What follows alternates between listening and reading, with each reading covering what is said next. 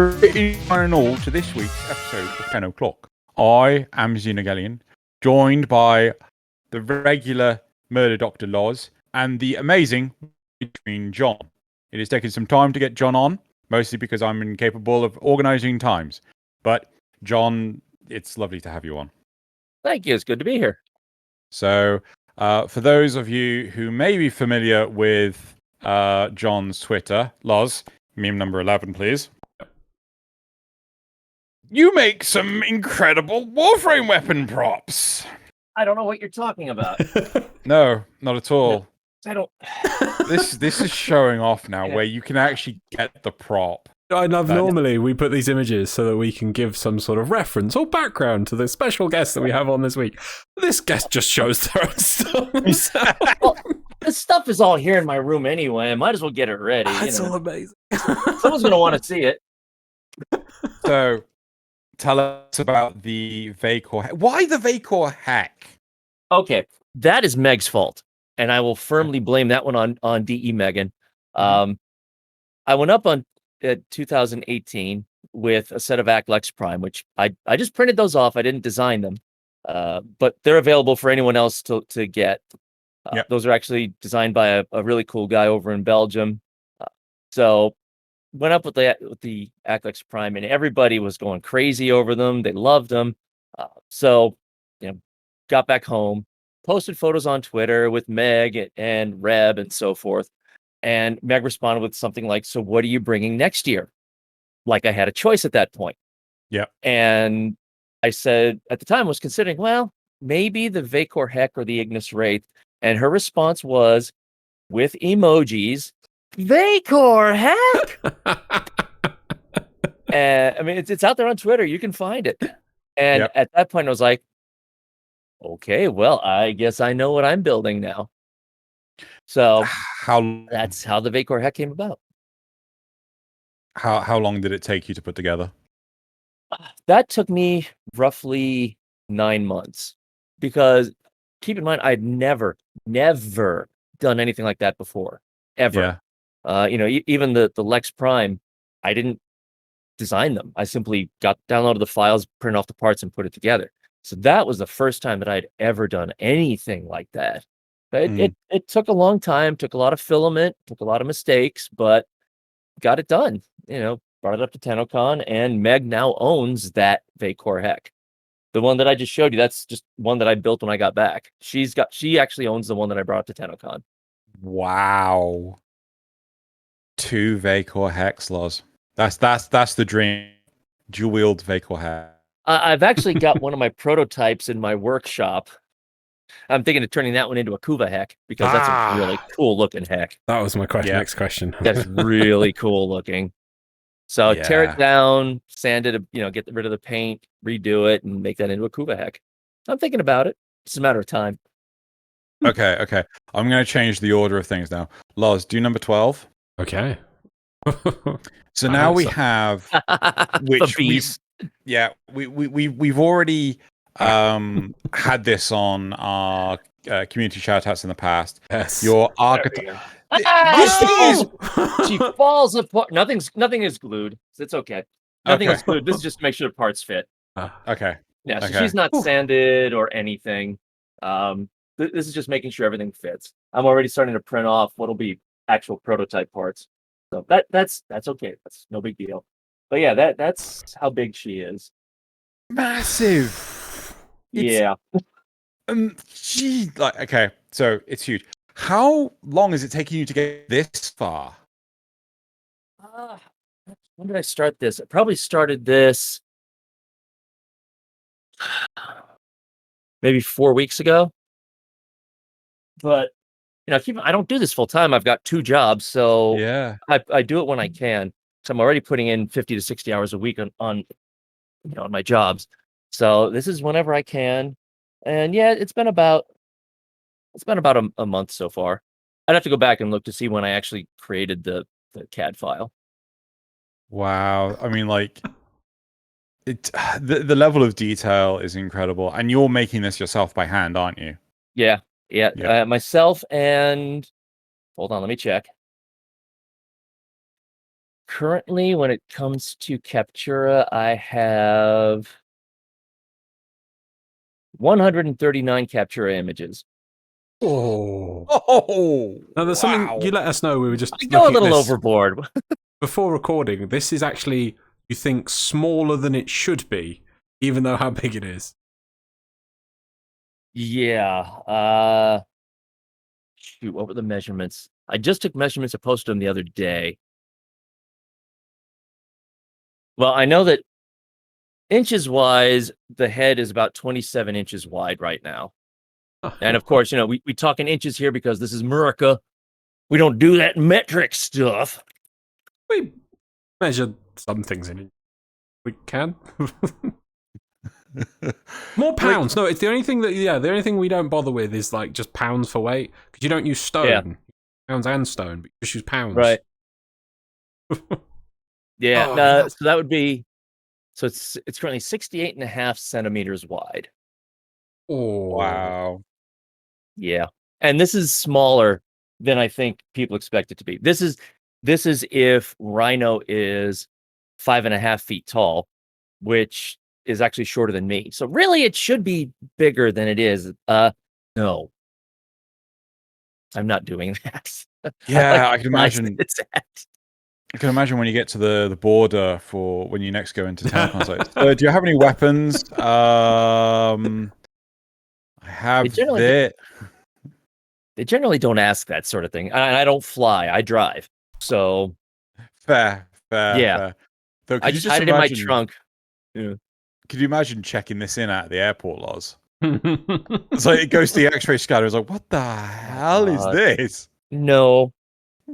I'd have to put a note in there. I'd have to put a note in there with photos from in the game. It's like, guys, this is a prop. Okay. It's okay. Don't panic. Besides, I mean, it's 3D printed plastic and it's going to be super glue.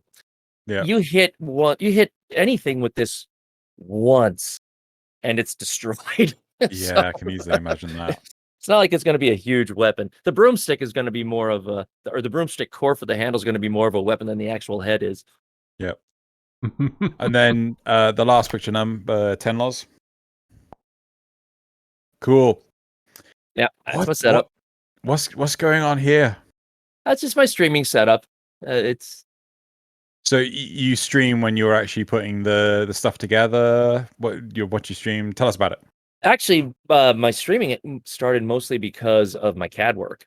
That people who would, friends of mine who are streamers, like, oh, we'd love to see you when you're actually putting the stuff together and seeing how you come up with designing all this. So I decided, if I'm going to do it anyway, why not stream it? So I do stream sometimes when I'm playing Warframe, but so far most of it is the actual CAD work of trying to put these things together and getting the parts right and so forth. And I gotta say, I do love the little Max plushie. Yeah, I have been a Sam and Max fan ever since it first came out on floppy disk. CD-ROM, that sort of thing.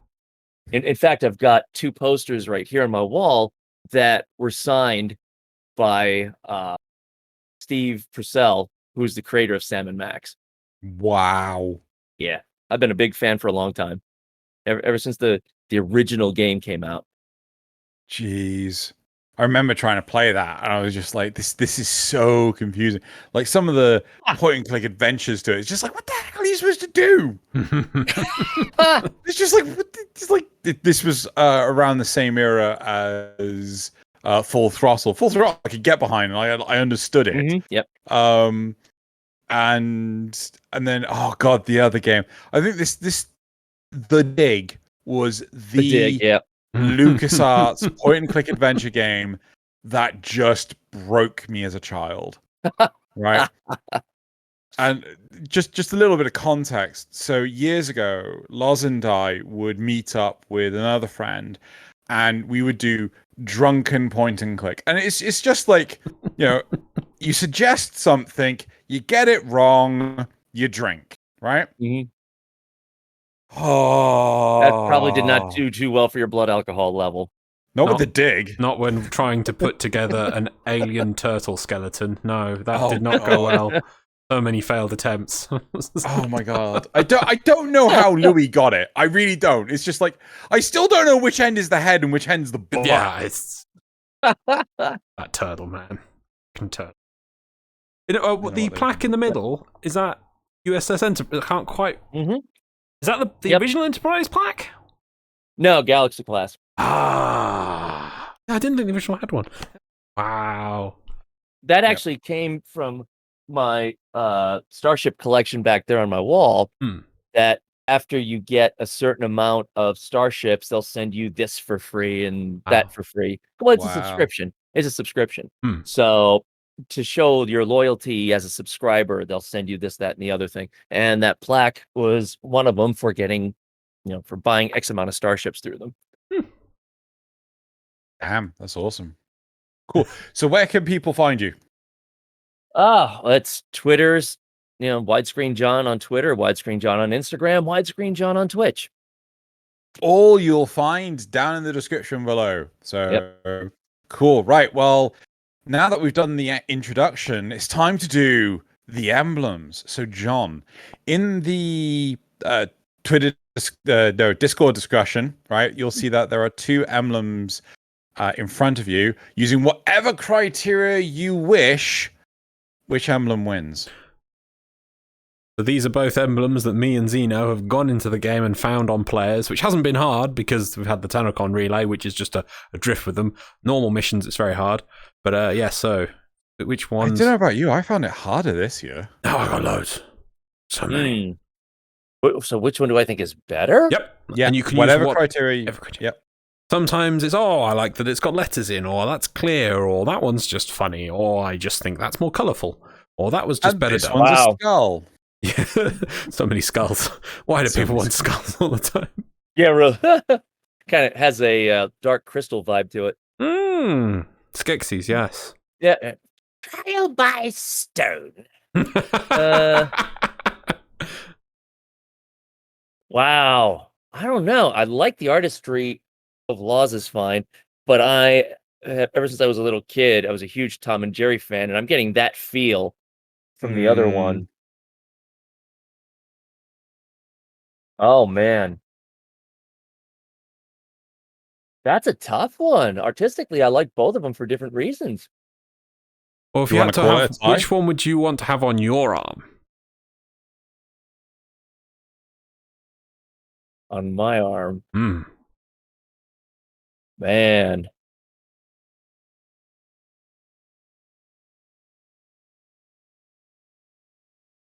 Because I do respect tattoo work as an art form.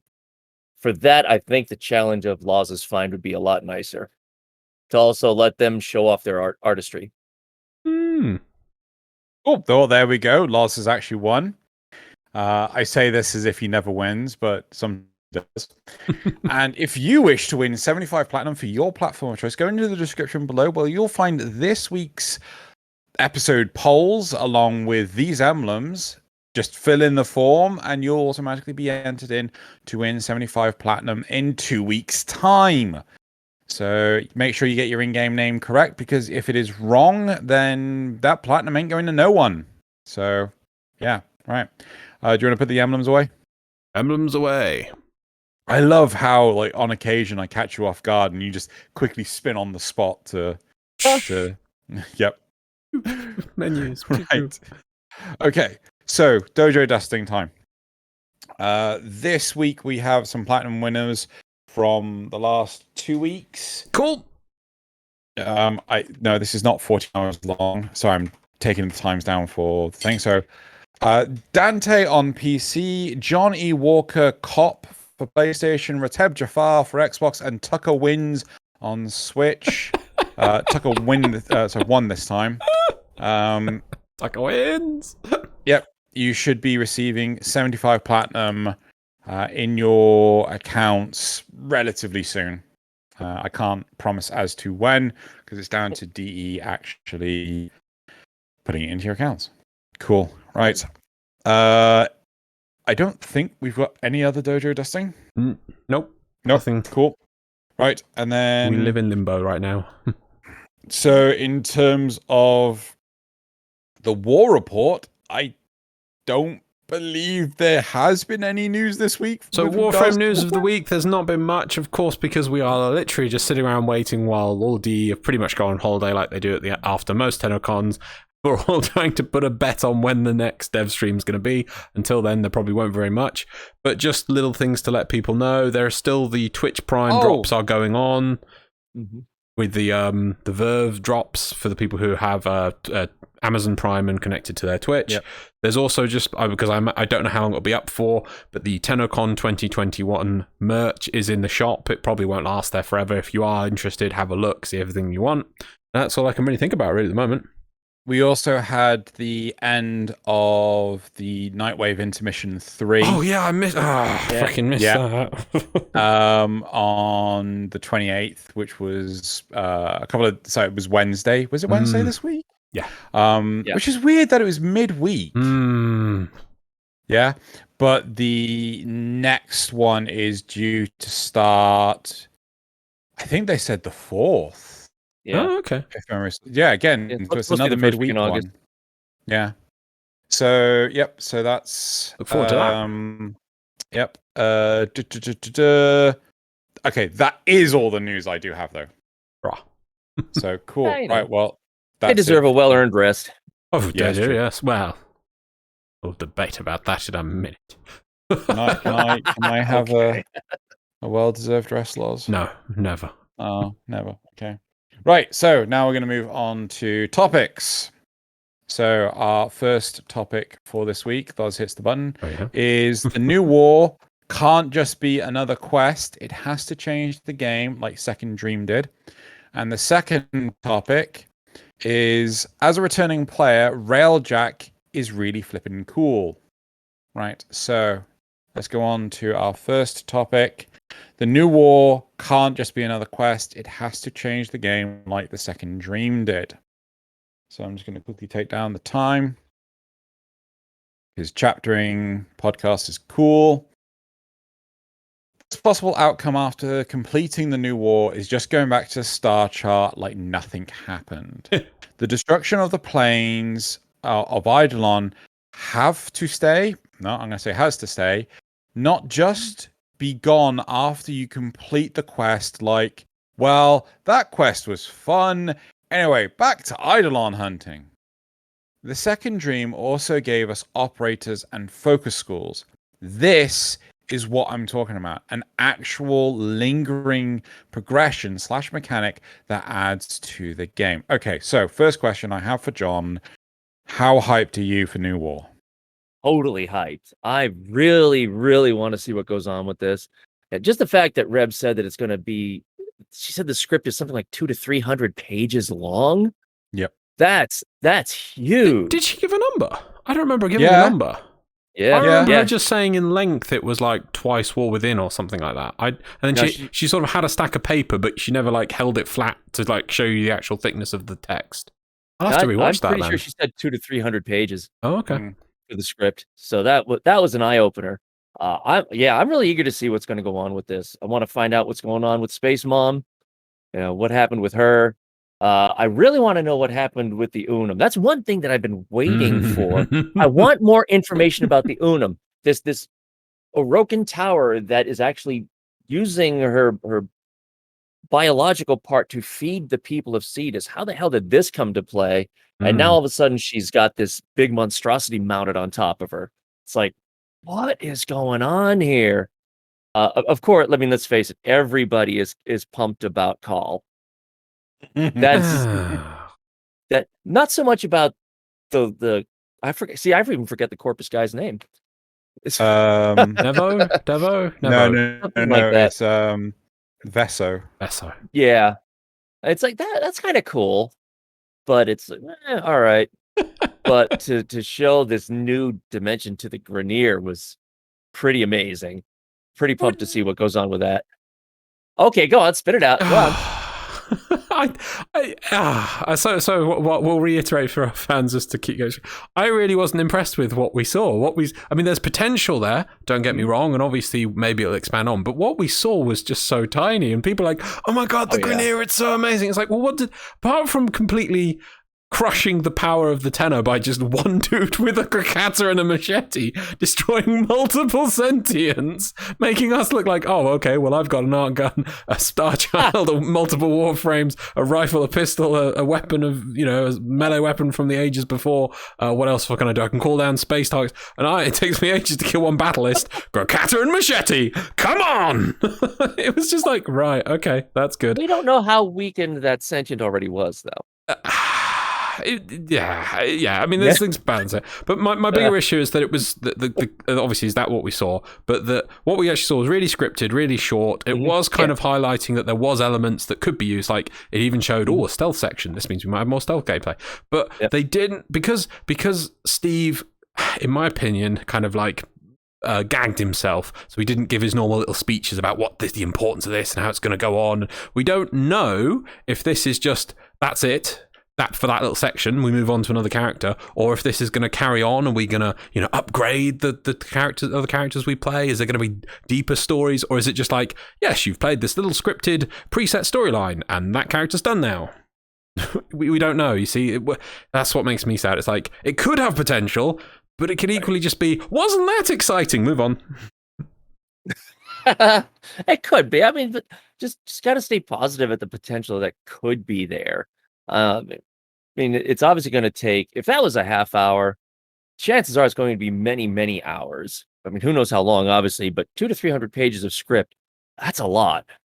So, and there's just so much potential here. I don't think that they're going to just be like, okay, here's the stuff and it's over. Well, yeah,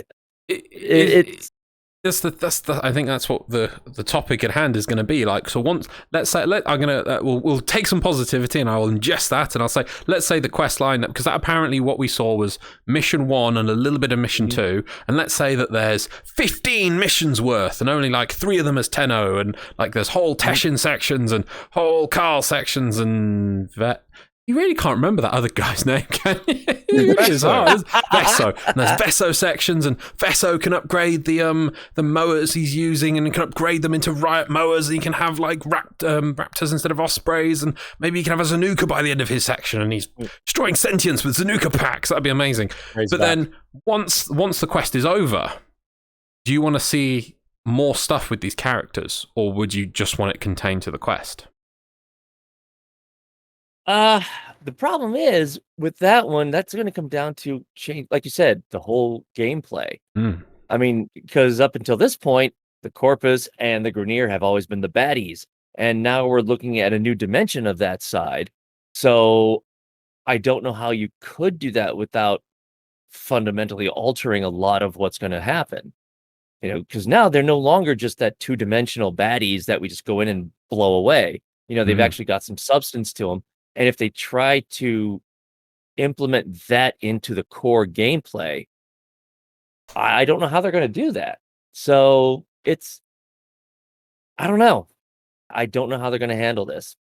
But at the same time, you know, I thought that, oh, wow, you know, the Grenier and the Corpus really have some substance to them. And last night I was wiping them out like crazy trying to rank up my Kuvazar. So I was like, well, okay, so much for that. So I don't know. But I mean, there's also potential there for rebuilding, you know, maybe bring in some other enemy that now the Corpus and the Grenier and the Tenno have to actually work together against beyond, you know, the sentience. Who knows? I don't know. I'm just looking forward to seeing it. I have a strong suspicion that Vesso, Carl, and to a lesser extent, Teshin will survive as characters after all of this ordeal and everything. There'll be characters in I don't know, maybe Cetus, maybe they'll travel the Tenno-friendly areas, but I feel that Carl, Vesso, they're going to stick around, sort of thing, and maybe you get to play as them again. But the thing that really strikes me odd is Steve has always heavily hinted that he wants the player to always be behind their player character. So when we are controlling Carl, when we're controlling, like, it feels like it breaks that narrative dynamic, which makes me feel that it could go away, or maybe it's just changed in Steve's mind. I don't think he's absolutely tied to that. He tries to as much as possible, but I don't think he would prevent things just. Yeah, the camera's not behind a Warframe. Mm-hmm. No, my point is this actually our Tenno controlling Carl, or I think you're taking that one idea and running too far with it. You clearly see that you go down onto the battlefield and it's just a random Grineer who's like the last of his squad. It's nothing to do with your Tenno. I wouldn't push that idea much further. That's too far. I think as long as you're always behind a character and there's transitions between them, it doesn't that's still fulfilled. Like when you enter a mission, it goes character. Like when you enter a mission, you're not behind your character until your character drops in. You know, so that's not an absolute. But just want to give some examples of how they could implement this, because we said this in the past. The one thing we saw in the cutscene that there was like right at the end there, John, when Telelive was rounding up, did you see that they gave you like almost like a clip show of like random other bits that are going to be like what else is in the quest? And one of them was Railjack, a Grineer Galleon, and Corpus Pillars attacking together against the sentient mothership. Obviously, we're all going to be on one side at the end. So one thing I would love to do, because poor this is the example we gave what you could do. Poor Conclave doesn't work. Right. It just doesn't work. So we could have a sort of simulation mode where it's Grineer versus Corpus. Players actually get to play as Grineer and Corpus now, because they've rigged them up to do that, and that would probably make a much more balanced Conclave game mode. Because one of the problems Conclave does is the power levels of Gear and Tenno are all over the place. But if you had it as a Grineer versus Corpus balanced faction sort of hero shooter, just as a game mode, and the story is that you're training them so that they're ready to fight the sentients, and it's not that they're not actually killing each other. It could be in the what's the word? Simulacrum? Other one? Yeah. Would you be interested in that? Personally, no. I mean, the thing that attracted me to Warframe was the fact that it's co-op, and it came out in a time when everything was player versus player, even to the expense of player versus bots. I mean, those were starting to go away. And so I remember that some friends of mine and I, we've been doing it for like 20 years, where we would be playing things like the various Tom Clancy games, Rogue Spear, Rainbow Six. We'd always come in and we'd do terrorist hunt. It was us against the bots. Yeah. We'd set our own rules on how to play and all of that, what we declared a win and things like that. And then suddenly these games are coming out with all these options, no bots, because everything was becoming player versus player. It's like, what the hell is this? This is not fun. This is not what we want to do. And when I went to Warframe and I first saw them, I think it was PAX East 2013. And all of a sudden I was like, so is this player versus player, or is it, no, this is co-op mode? I was immediately interested. Because I've played the Call of Duties. I used to play Battlefield 2, Battlefield 2142 a lot. I love that one. The player, I want that back. yeah, they're so good. The player versus player just doesn't do anything for me anymore. It's I guess because other player versus player games are just so damn toxic. They've kind of pushed me away. So the fact that Warframe has a PvP function to it, I don't think I might have played Conclave once to see what it's like, and that was it. I have no interest in it otherwise. One of the things like other people who are also fed up with PvP, I'll suggest Warframe to them and say, look, no, it's completely co-op. Everybody's going for the same goal, and that's brought some of my friends into it. So. I mean, it's great for those who do want. I understand that for people who do want a player versus player, Conclave is not really satisfying them, and I get that. And if they can get something else out of it after the new war with, like you said, the Corpus versus Grineer, go for it. I'm all for those options. Doesn't mean I have to play them. No, of course not. No. Yep. But then, right, I'll cancel that then, because I've got another idea that I've been cooking up. So, and this is partly why everyone's like, oh, I love Carl or Viso. Like, I don't like that they named them and made these sort of hero character sort of things as if, it's all voiced for them. If instead it wasn't a random Grineer Lancer, because that doesn't make sense to me. If it was a random Grineer Lich, and that we could use our saved Liches and saved Sisters as characters we would then use in these game modes, so you can actually play as those, Would that be would have been more interesting? Because obviously I know that this isn't showing that, but it still has the potential to, because we can control non-Warframe characters. So would you be interested in a game mode where you can use your saved liches, Grineer liches, and sisters as characters to play as? I never really thought of that. For me, I think it depends more about what the game mode is going to introduce. Yeah. Is it still be a regular excavation or a capture like you're doing right now, or defense, or will they be new game modes that are specific for those new types of characters? Yeah. I'm up for saying a bit of both, because I wouldn't want to completely exclude existing game modes completely, because it's easy for them to copy at least maybe a few of them over. Maybe like, let's say, Spy without parkour. That'd be more interesting, wouldn't it? You can't jump around, you actually have to do careful mechanics. I think that'd be quite interesting to use for that. But then, yes, some new game modes would also be good. But that's partly why I think that would be so much cooler, because you'd have, oh yeah, I'm using my liches that I saved, or my sisters, and they'd have that name and that weapon and certain abilities, rather than everyone gets to play as Carl. Like, he's not special anymore because everyone plays as him. I just I will say I do like the idea of playing that random Grineer Lancer third from the left. But then they named him and made him a hero.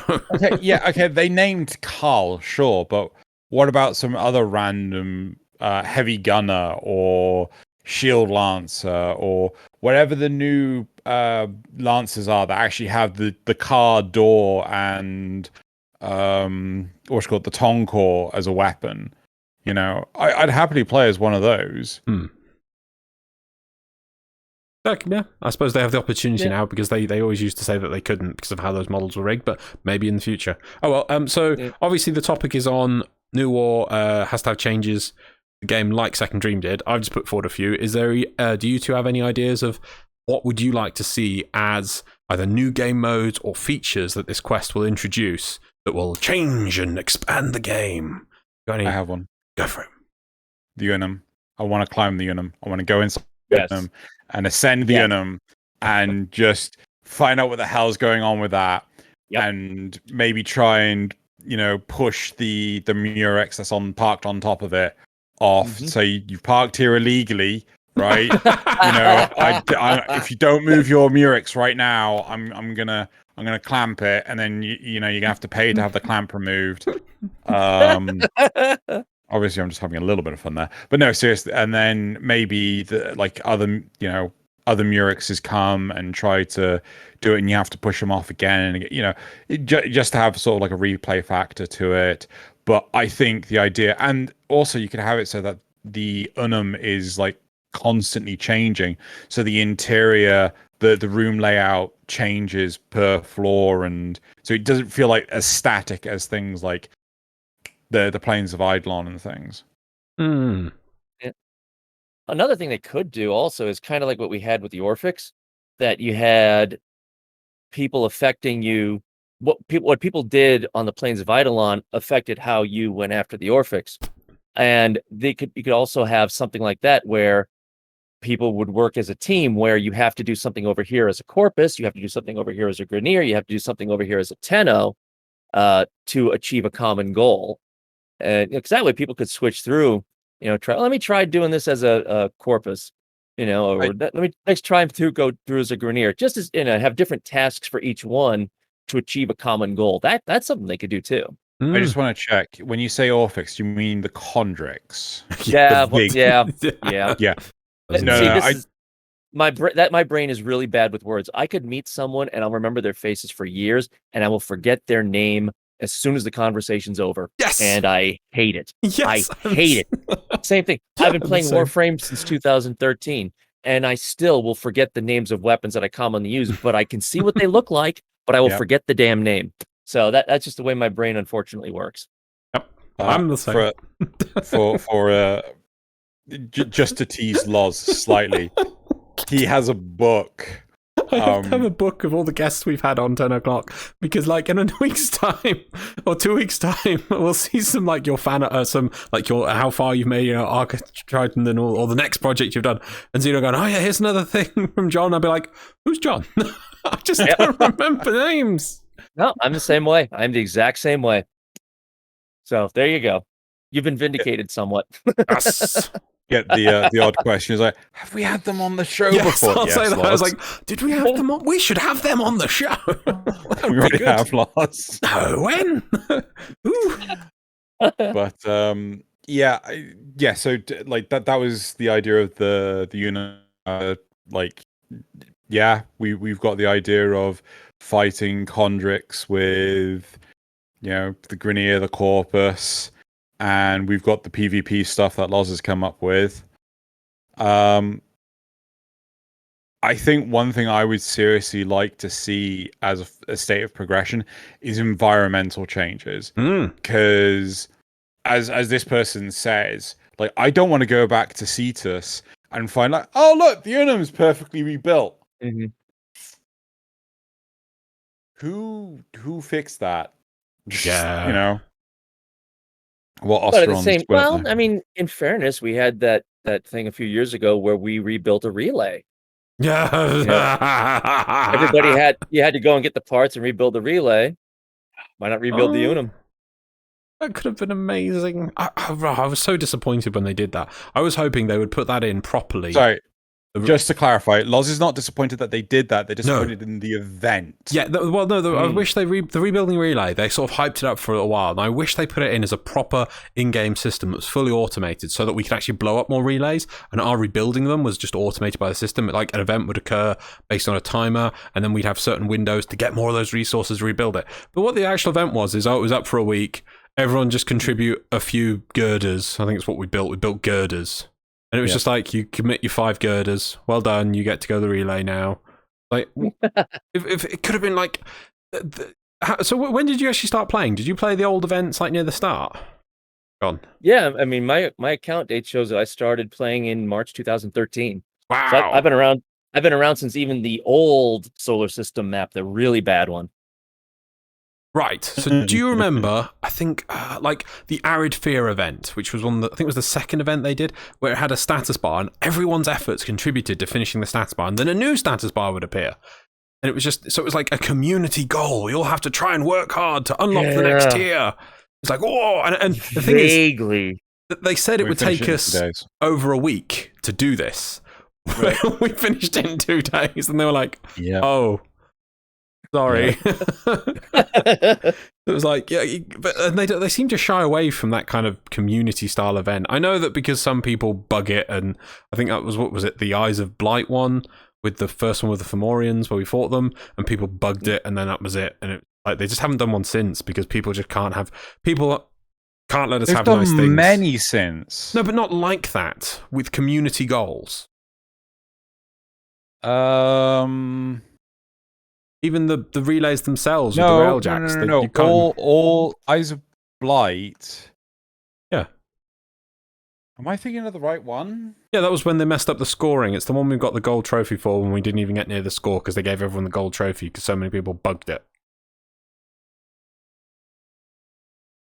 I thought Eyes of Blight was the... No, they gave everyone the terracotta statue. No, because we don't have a gold one. We have a terracotta. We gave everyone a statue. We were nowhere near the scoring on that. That was back in the days where events where only the top three guilds of each tier got trophies. Yeah, but we've had like 7 events since then. Yeah, and they've all been just a style of hit a certain point category and you get a better trophy. They're not the competition style events. They gave up on them after that, and then they've given up on the whole community goal system. Okay, I will give you that, though. I do feel that Shoutout did not need it. No. Shoutout was so much harder to do. Yeah, but still, yeah. So that's the back to where we're at, to building the relays and things. So yeah, it could have been a cool automated system, and actually, because relays don't blow up anymore. Like, if they let the relays blow up, and then we could have the process of rebuilding the whole automated system. Instead, they made it that event made me so sad. So sad. Right. I was going to say, He's normally yes. happier than this. I'm normally happier, but anyway, Telecon 2021 really burnt me. I'm normally happy, but one other good thing we saw was, for like a snippet, was it looked like the Sentients will also take over Fortuna. How do you think that? So for both that and the Plains of Eidolon, in theory, we'll be seeing big changes. I can't really think of anything on the Plains which will be affected. There's only one quest on the Plains and really one plain quest on Fortuna. So unless they keep those, I mean, it's Gara's quest. You don't even go that far into the Plains, really, to just find that box or whatever it is with metal flower or something in. I don't know. Glass. But as long as is it glass? Okay, of course, yeah. As long as they keep those quests intact, in theory, they could completely redesign the open worlds. You know, from sentient invasion and attacks. Would you be happy with that as a permanent change, or would you like them to return to how they were, or would you want to be able to visit them in both stages? I wouldn't mind seeing them expanding both of them to add more, add more gameplay, more missions and stuff like that. They've currently got those shields on those barriers on the Plains of Eidolon, and they've just got the storms to act as walls on at Fortuna and so forth. Expand those, make those worlds a little bit bigger. Give us more to do there. Because I remember them complaining about how that a lot of people would go to those worlds, they'd grind to get it done, and then they're finished. All right, well, make them bigger. Give us more reasons to go back. Something happens in the new war where those protective walls get destroyed and have to be rebuilt. To expand the world of the Plains of Eidolon. I don't know what they could do with Fortuna, but I'm also not that kind of a creative person either. So, I mean, I think there are things that they could do to change it up and make people want to go back, while still making it that new players aren't totally confused as to what the hell's going on here. No, not that Warframe doesn't already have its own level of that, mind you. But yeah, I think they've got potential there to change it up.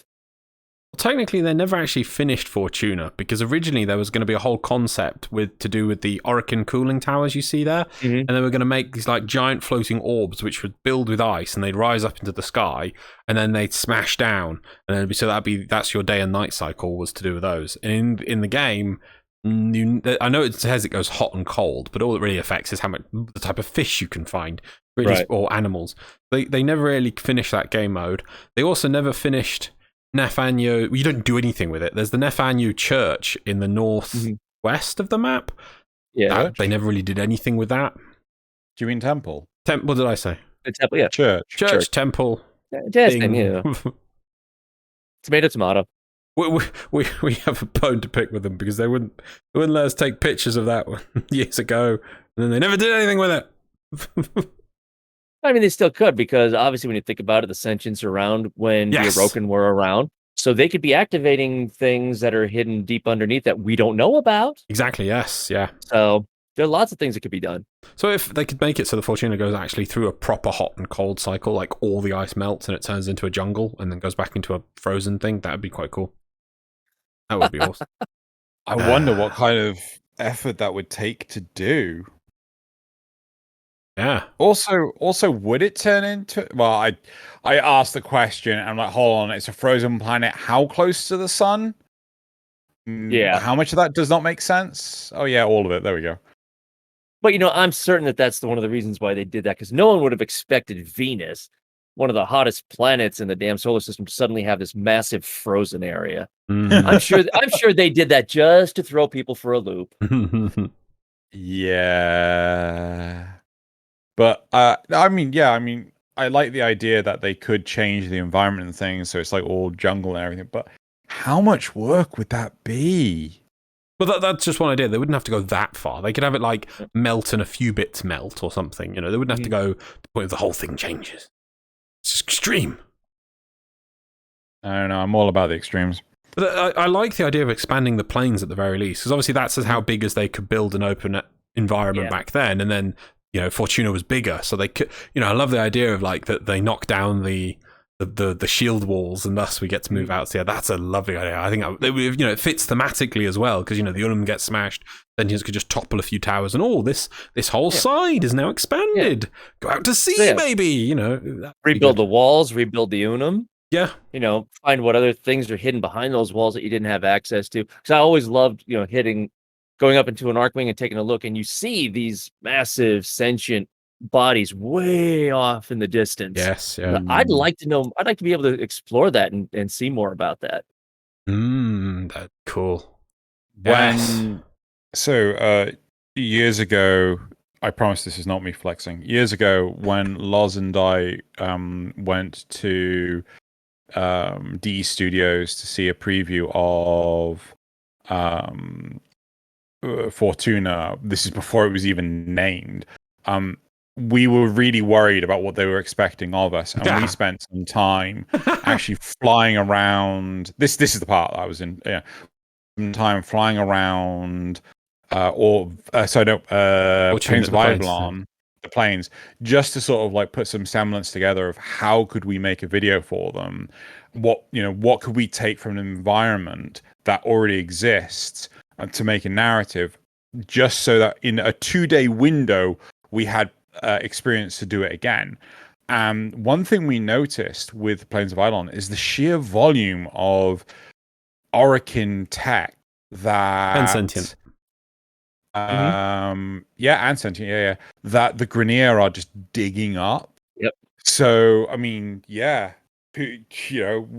could do a lot more with like, oh look, we found this Orokin doodad that phase shifts this power out of existence, or because there are some things that you can't even on the ground, you can't even really see what it is, but then you go up in the air and it's like, that's a sentient remnant.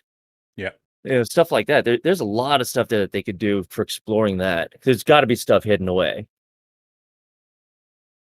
I always think that it's really sad that one of the tunnels, I think it's one of the Plague Star tunnels, barely gets used at all. It's such a massive tunnel as well. So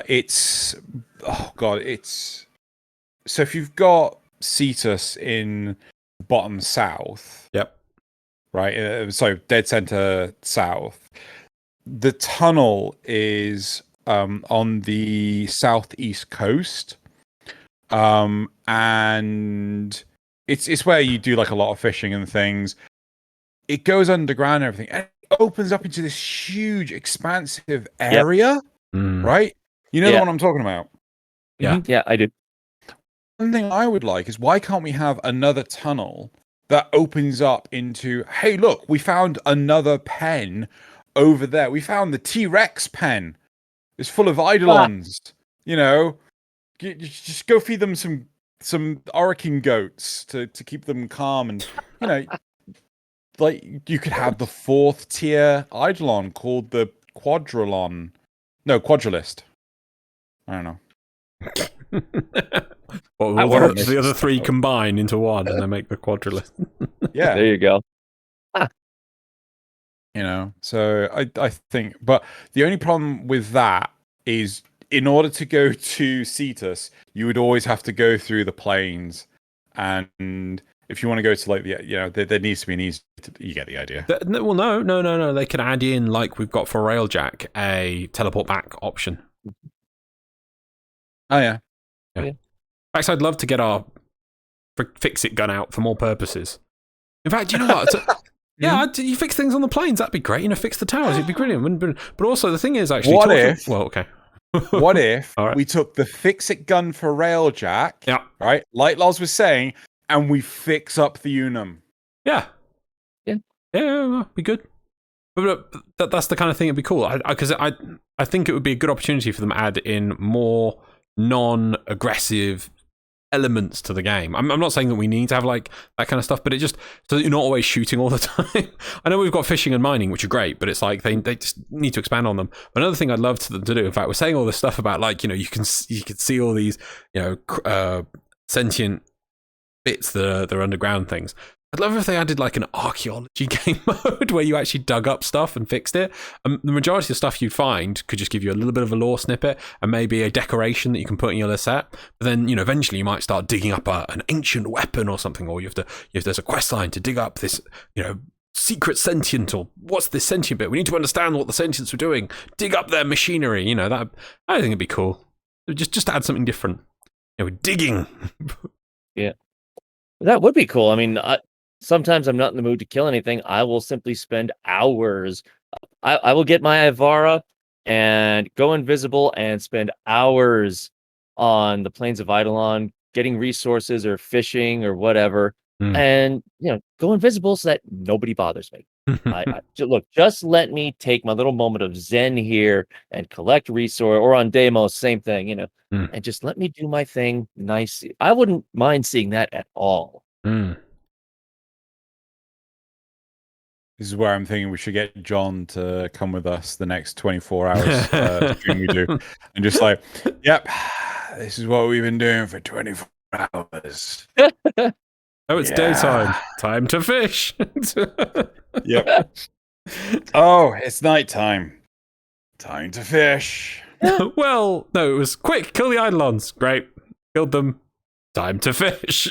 This was... Yeah, so this was before you could actually do new bounties in the environment. And we had the incursions, and we broke the incursions. We broke the planes. We did 24 hours on the planes, and we've done 24 hours on Fortuna. We broke both of them. Yeah. They're not meant for 24 hours. Well, they weren't then, but they probably work now. Probably. Yeah.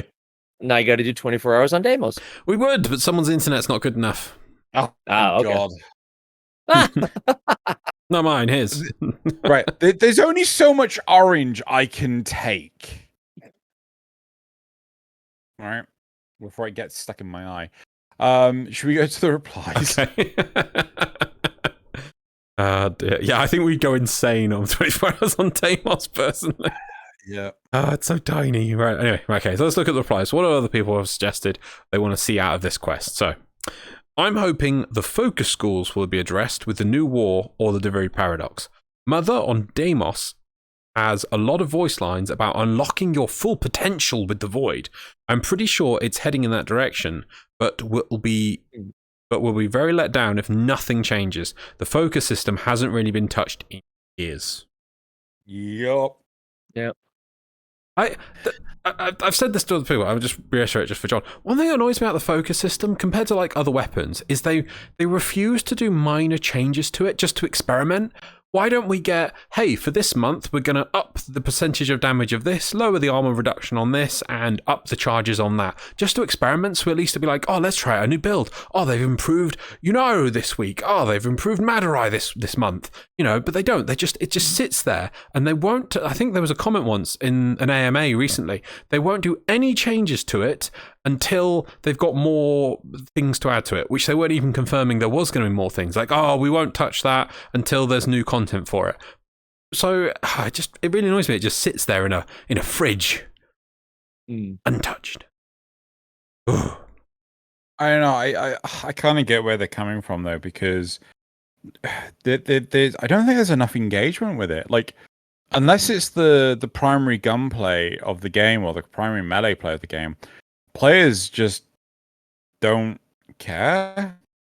No, but that's the catch-22 the game's always lived with. Well, that's why Arcwing's being killed off, because it's like, players aren't playing with it, so we won't make new content for it.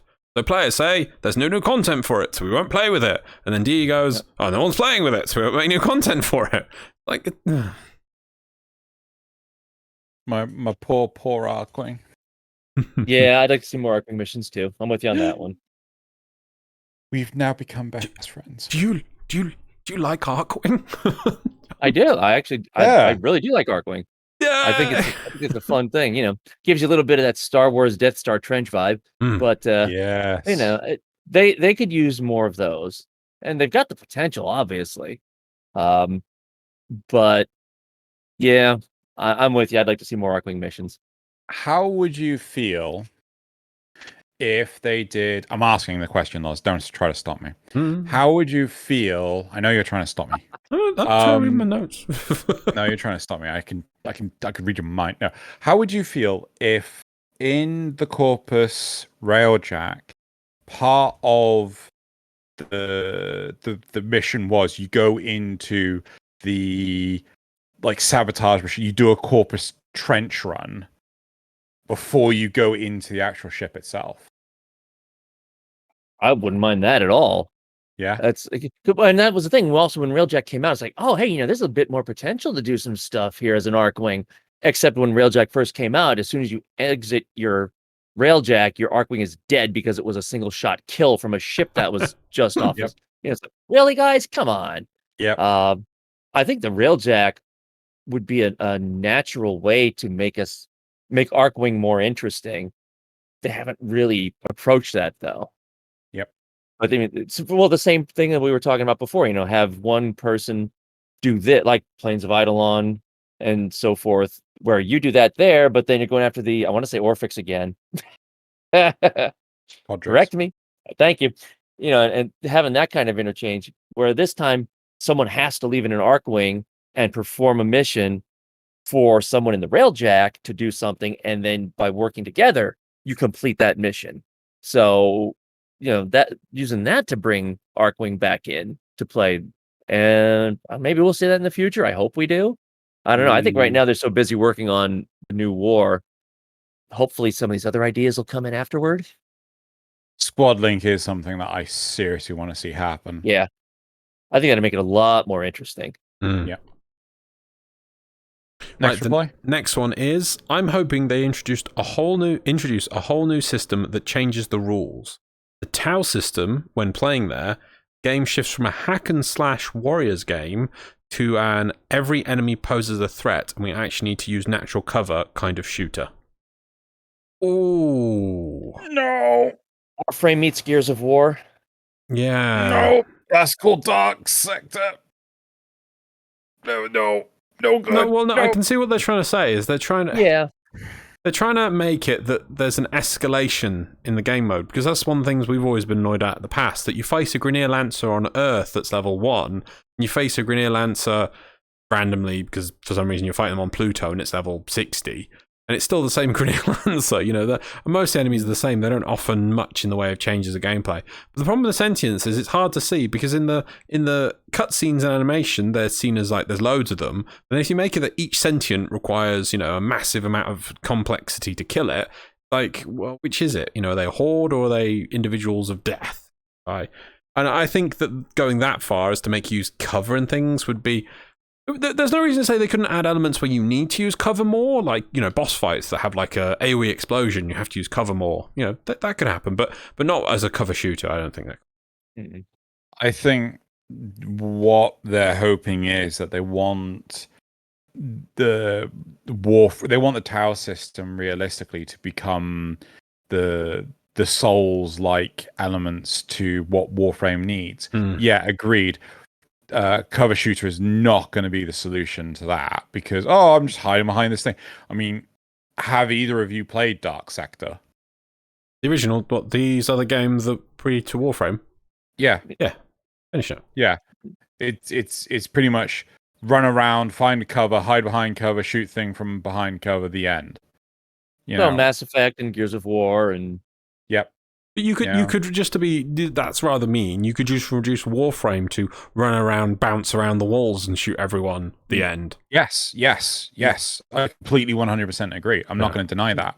But in order to make Warframe harder, to make it tougher, you need to do things that DE have previously proposed. Things like, Exodus units now have weak spots that you have to damage, right?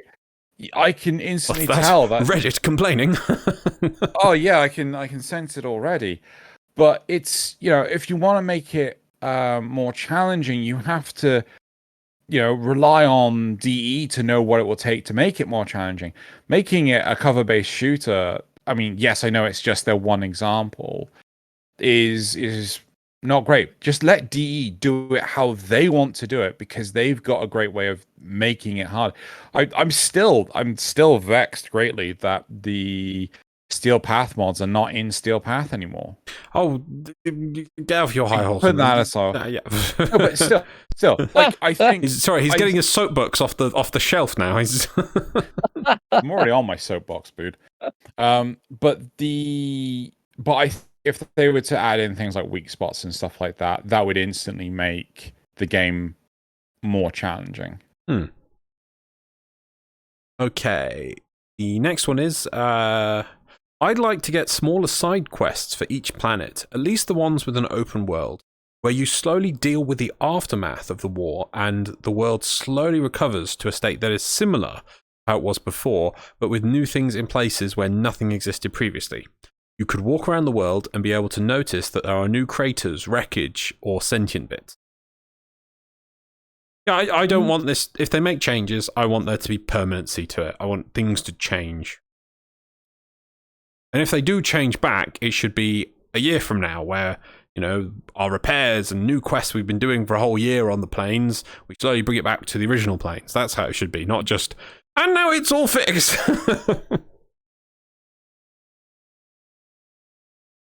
I don't know. I mean, isn't that kind of so I took it that their question was basically what you were talking about.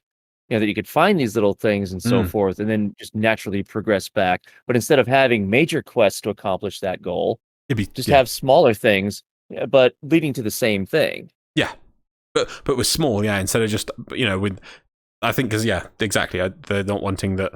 You finished the quest. You finished the new war. Everything undone. Yeah. Next one. Everyone's setting their expectations for this so high, I can't help but feel knowing they'll all be disappointed in one way or another. You're not going to satisfy everyone all the time, no matter what. You know, there's always going to be someone who's disappointed about something. That's just kind of a realism that I think they find that D's finally just come to accept. So it's, I don't know. To me, that just seems kind of that's the way it is. So a question I have for the pair of you is, would you be satisfied if this was a what's it called? A sacrifice scenario where you just have the plot and there's no legacy after the quest? No, there needs to be some legacy. This one. Something of this huge scale with so much, and you know there's going to be some level of destruction going on. Which is the Unum, hello, we saw what happened with her. Now, and the scarring of the battlefield on the plains of Eidolon during the gameplay. No, there's going to have to be something going on afterwards. Cool. And the last reply is, I want the war to go on for a while. I would like to enter the plains and have more Grineer and sentients fighting break out. More technology from the Grineer and Corpus rising to the challenge. No. Which bit? I don't want it to go on for a while. Can we just please get this over with? Why? What's afterwards? Well, unless we finish the narrative, but the combat is still happening. Yeah. Right? But I don't want the... Oh, no. You see, we've started the part A or the part D side to this quest, but you have to wait like another... I know what you're getting at, because you're not liking how we've had the silly prelude little snippet quests, and not like that. But I just want to check something with you, Xeno. Are you saying that you want, at the end of the 200 pages, or however long it's going to be, the 15 missions long, you want the whole sentient threat to be wrapped up in a nice little bow and packaged and done with? No. Right. No. Because I don't think that's what you want the narrative sections to be mostly done, or moved on to next stage. A nice resolved one. Yeah, let's assume let's put that separate. Let's assume that happens, and let's say I'm just randomly guessing off the top of my head here. Let's say we deal with the whole Lotus thing, we deal with the whole error thing, but we actually discover that Mother is still actually alive and she's coming in a year's time, and we've got a year of fighting waves of sentience like that. Would that be a good enough point for you? I'd be fine with that. I just don't want it to turn around and say like, oh yeah, we didn't rescue Lotus, we didn't defeat Ballast, we didn't achieve anything, and we still got sentience to fight. And more mysterious nothings are happening. Yeah. Now, I'm with you on that one. You know, because unless we somehow destroy every single sentient in the new war, there's going to be a threat out there somewhere, and it'd be nice to have that little bit where you also have to continue to deal with that as well. So yeah, I mean, I'm with you. I don't want it to be done and over with, but I also don't want it to be the absolute end and that's it. We're back to what we were before. Cool. I think we've made our point well made on this. I think we'd like.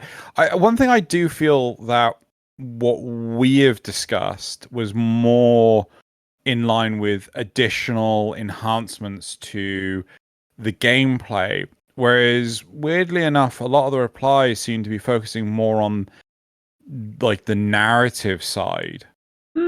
Like, there was the one comment about let's have a redo of the focus system, but that's a system that already exists. No, the first point asked for focus system. The second point asked for complete overhaul of the game into a completely different cover shooter. I'll give you that. The third point asked for the game's method of doing quests to be changed. The third one... No. They want additional quests to slowly recover. Yeah, but the quests as in quests to do something different, as in those quests are not like our other quests. These are quests to repair things. It's still different and still functional. No, I reckon it's still be sure. Maybe that one point. Okay, yeah. The fourth point is just you all hype too much. And then the last point is that they want to see a ongoing system. So I don't know. There's not too much about narrative. Maybe I'm reading into it. Apologies. Oh well. I think we've made points. Should we round off this topic? The point is, let us explore the Unum. Yeah. Yeah, there you go. Point made. Well, on that note, let's all just wait for the new war coming eventually. Yeah. Hopefully. Until they push it till next year, because why not? All right. Next topic. Number 2. As a returning player, Railjack is really flipping cool. It's slowed down the gameplay enough that you can really take in how the skyboxes and ships look. Railjacks have weight without feeling sloppy, and combat feels good. And getting a good team and coordinating is actually useful for once. Genuinely a ton of fun I wasn't expecting. So my first question is to John. How much Railjack have you done? I mean, it's not something I do a lot of. Obviously, now with the way they've redone liches and so forth, you have to do more of it. But I mean, yeah, I haven't done a whole ton with it. I haven't really explored a lot with it.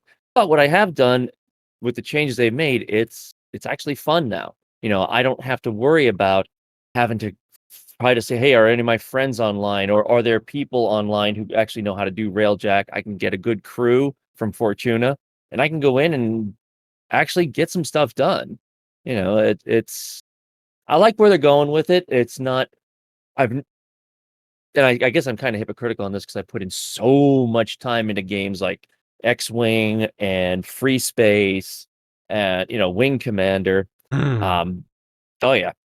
This isn't something that I see me doing a lot of, but the changes that they've made do make it fun.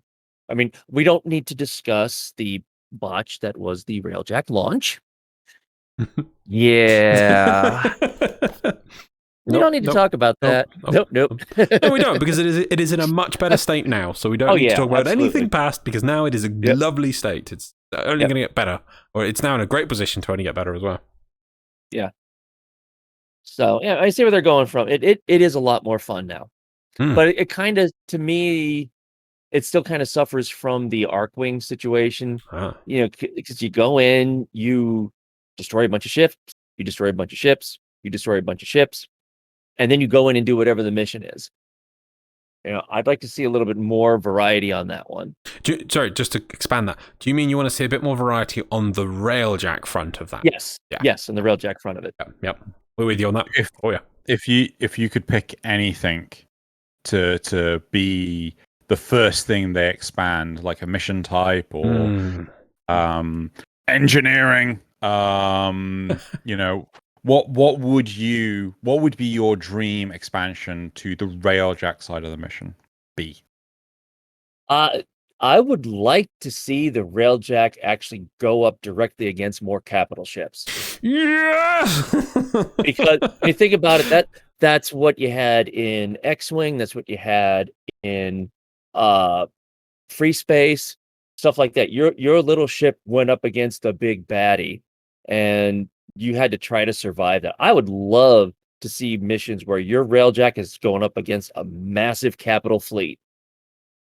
So, for everyone else's benefit, and mostly my own, because you said words, I understood. Loz clearly understood, right? I didn't necessarily understand. What would that look like? Well, things like, okay, you've got your ship. This capital ship now needs to be taken out. So first, you might have to destroy the guns over here. Then you might have to destroy reactors over here, and then turrets. Meanwhile, you're working on the turrets, and then you've got fighters coming after you. Just think of the Return of the Jedi, the big space battle. Where all the ships are going up against the big Imperial capital ships. I'd love to see that kind of thing on Railjack. But right now, it seems to be more of Railjack versus fighters, cruise ship every now and then. But then the capital ships are back there, and you can destroy some things on the capital ship. I want to destroy the capital ship. So my question here is, do you feel that the addition of Squad Link, where you can have multiple I mean, we've seen the old war, new war teaser, where they show off multiple Railjacks at once. They didn't. Yes, they did. You mean the past? In the past. Yeah, the old war, new war teaser. Yeah, sorry, I thought you meant the TennoCon 21 teaser thing. No, sorry. Yes, in the past. The old war, new war teaser. Sorry, no, let me expand on this just quickly. This is my one aside. So this is a point I have, John. Think about all the new quests we have from Second Dream to War Within all the way up to our now, right? How many in the quests, only in the quests, how many Tenno do they show waking up or are awake? Yeah, it's like we have all these Tenno, but they only seem to show a couple of them waking up. We have all these Warframes, but there's only seems to be one Tenno who the Stalker goes after, who Lotus comes and saves, who the Queens want to absorb, who saves Umbra, who goes to see Lotus, who sees Ballast. It's the same Warf, and they never. Sorry, it's the same Tenno. They never allude to other Tenno. So that's the one point I was jumping on Xeno's thing, because that was really cool. You saw two Railjacks flying together, and they're doing attacking Hunhao. But in theory, all the stuff we've seen for all the new quests, it's almost like you're the only Tenno in existence left. You're the only one who escaped the moon. Yeah, but narratively speaking, I get it. I mean, most of those quests are single player. But they could make allusions to other Tenno, like when you get off the moon, you see other Tenno flying off the moon. Not hard. That's true. Yeah, they could. So, going back to your idea. So I'm stealing the show back, Loz. That was a minor allude from all of your past stories about maces.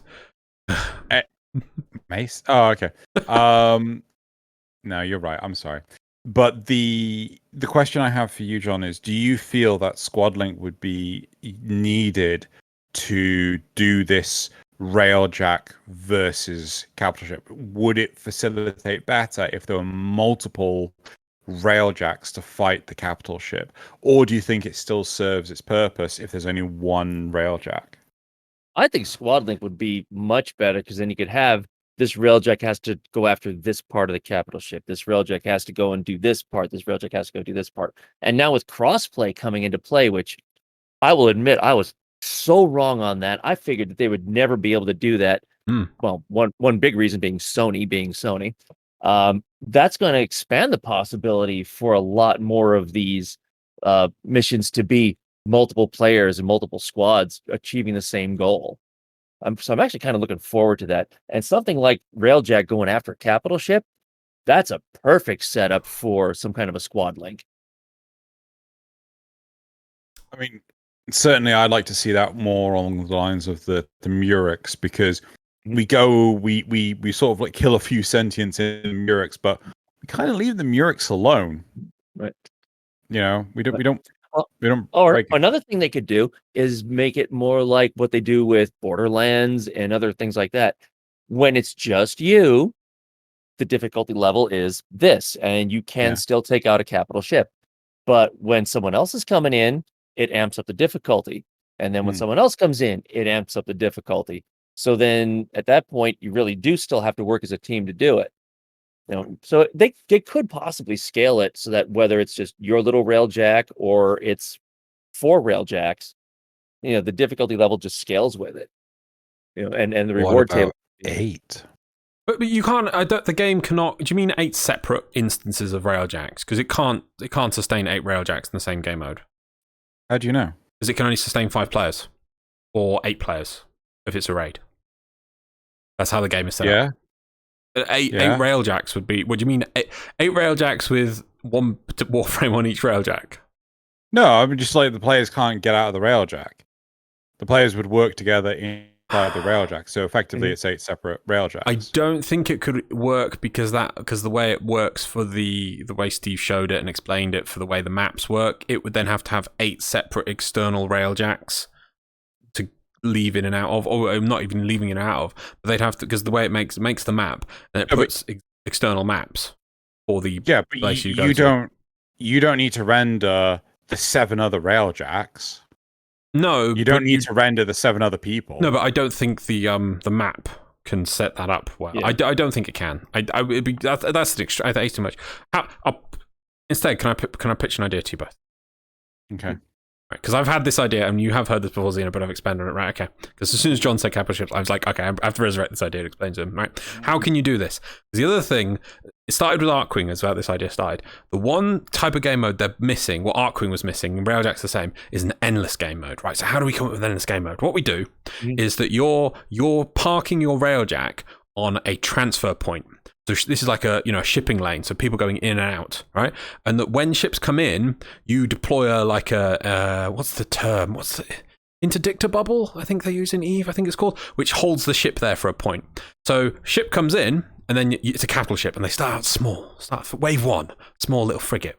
Maybe it's about the same size as your Railjack. You got to fight it, and you can destroy the turrets. You can destroy the communications array. The more you do, the better. Maybe you can even completely destroy it. But then, because you've destroyed it, wave 2, grenade transmissions, or there's something going on at a transfer point. Better send more forces in. So next time they send 2 ships or 3 ships, and then they start a galleon and some frigates, and more. It just keeps expanding up and up and up. And originally, I thought this for Arcwing years ago, but it would work even better for Railjack because that way it can escalate continuously up to the point that 3 galleons turn up. Oh, it'd be brilliant. It does make me really sad that the ships we have at the moment, they're static. Like, there's a Corpus Pillar. We've even got them named now. But it's just a static object. And yeah, you can blow up some few points. But I want to see it move and enter and leave. And they can do it. Right. And then you said about squad link. And I'm like, okay, how can we get squad link? How would it link it? I'm like, there's a better point. So the basic one is the transfer point, which makes sense. Ships come and go. And you've got a certain amount of time to kill each ship before it leaves again, before it gets out your interdictor bubble. Right. That makes sense. Right. But how do we expand this to squad link? What we have is that's the main mission, but if you combine it with a squad link, people attack the nearby shipyard. So they start attacking the shipyard, and the ship goes, oh no, we have to get all these stored ships out of here. So ships leave the shipyard, and they get to attack them, and the more wounding they do, they then transfer over to the other people's mission. So the more damage they do on this side, the weaker they are for that side. So it's like you're attacking both the transfer point and the shipyard in one go, and it has an effect. What do you think? Yeah, I mean, I see potential with that one. Yeah, I mean, rather than necessarily having everybody attacking the capital ships at once with one big melee, say, hey, you go over there, which will help us, or even attacking the transfer point on the other end, so that no ships can come through, or fewer ships can come through. To come reinforce the ship. The ships come back to try and save the shipyard, and then they get the more damage to take there, the less when they turn over the shipyard point. That'd be cool as well. Yes, it works both ways. There's potential here. There's potential here. Got you. And even if you're talking about, you can only scale it up so high. Okay, fine. 4 Railjacks at most. Okay, I can live with that. We're used to that anyway with 4 Warframes in any one given mission. So I wouldn't have a problem with that. No one's saying it has to be this massive, like you said, EVE Online. I was wondering if that was going to come into the equation. That it doesn't need to be like anything massive like that. Just keep it with 4. That's what we're used to. you can even have one shipyard and then multiple transfer points to each shipyard. Have it timed up right. Multiple avenues. I think it could work. It'd be brilliant. But that's the other key is the elaborate on endless. that last bit. Oh, well, so the one thing with Squad Link is that sometimes it's hard to make it, if it's 1-for-1, limitation. So in a space point of view, you could have the shipyard be the main mission, and then it could tie into several, like people playing the endless transfer point missions. Obviously, in the lore-wise, it's because they can come in through multiple angles. But that way, that would solve one of the problems with Squad Link, which is where it's like a 1-to-1 tie, which is a big problem because... we saw how it worked before. It either didn't work or it did. If maybe it was multiple to one, it would allow it to be a bit more freeing because these missions can be independent. But if there's people attacking the shipyard, you can have multiple, and then it would all line up. Yeah, I don't know. I think it would help. Yeah, no, I think this is 2 thumbs. massive. It doesn't sound like a small thing at all. But I'm totally with you, John. I want to tax. It makes sense that we should, but like a one Warframe can take on 100 Grineer. A Railjack should take on 2 galleons and leave them both with bloody noses at the very least. And they should leave. And there are some missions on, I think it's Neptune, where when you get to the end, if you look up, you can see Corpus and Grineer capital ships shooting at each other. And so there's a battle going on way up there. Thinking back to the original Star Wars, that one of the scenes that was cut out was Luke is actually seeing the Imperial ship going after that little the ship that's holding Princess Leia. That was a scene that was cut out. So the same kind of thing. You look up and you see the massive Corpus ships attacking, and the lasers are flying across and so forth. Let's go after that. Let's be part of that. Let's put the war back in Warframe. There you go. Yeah, because the Corpus and the Grineer are still going to be pissed off at each other even after the new war. Yeah. They're going to be fighting. They're going to go back to their old ways. So let's get the Railjack involved in that. Because you were there at, I think, the TennoCon 2019. Wait, when? I can't... At some point in time with Railjack, they teased how the inner workings of Railjack was going to work. I think it was TennoCon 2019, but I really can't remember. At one point in time, they showed off how the engineering would work, where you could control the different power levels and stuff like this. But ultimately, that never made it into the game. Would you like to see that brought into the game at all? If you know what I'm talking about. No, because that's what you do in X-Wing. You put engine versus shields versus other things. I don't know.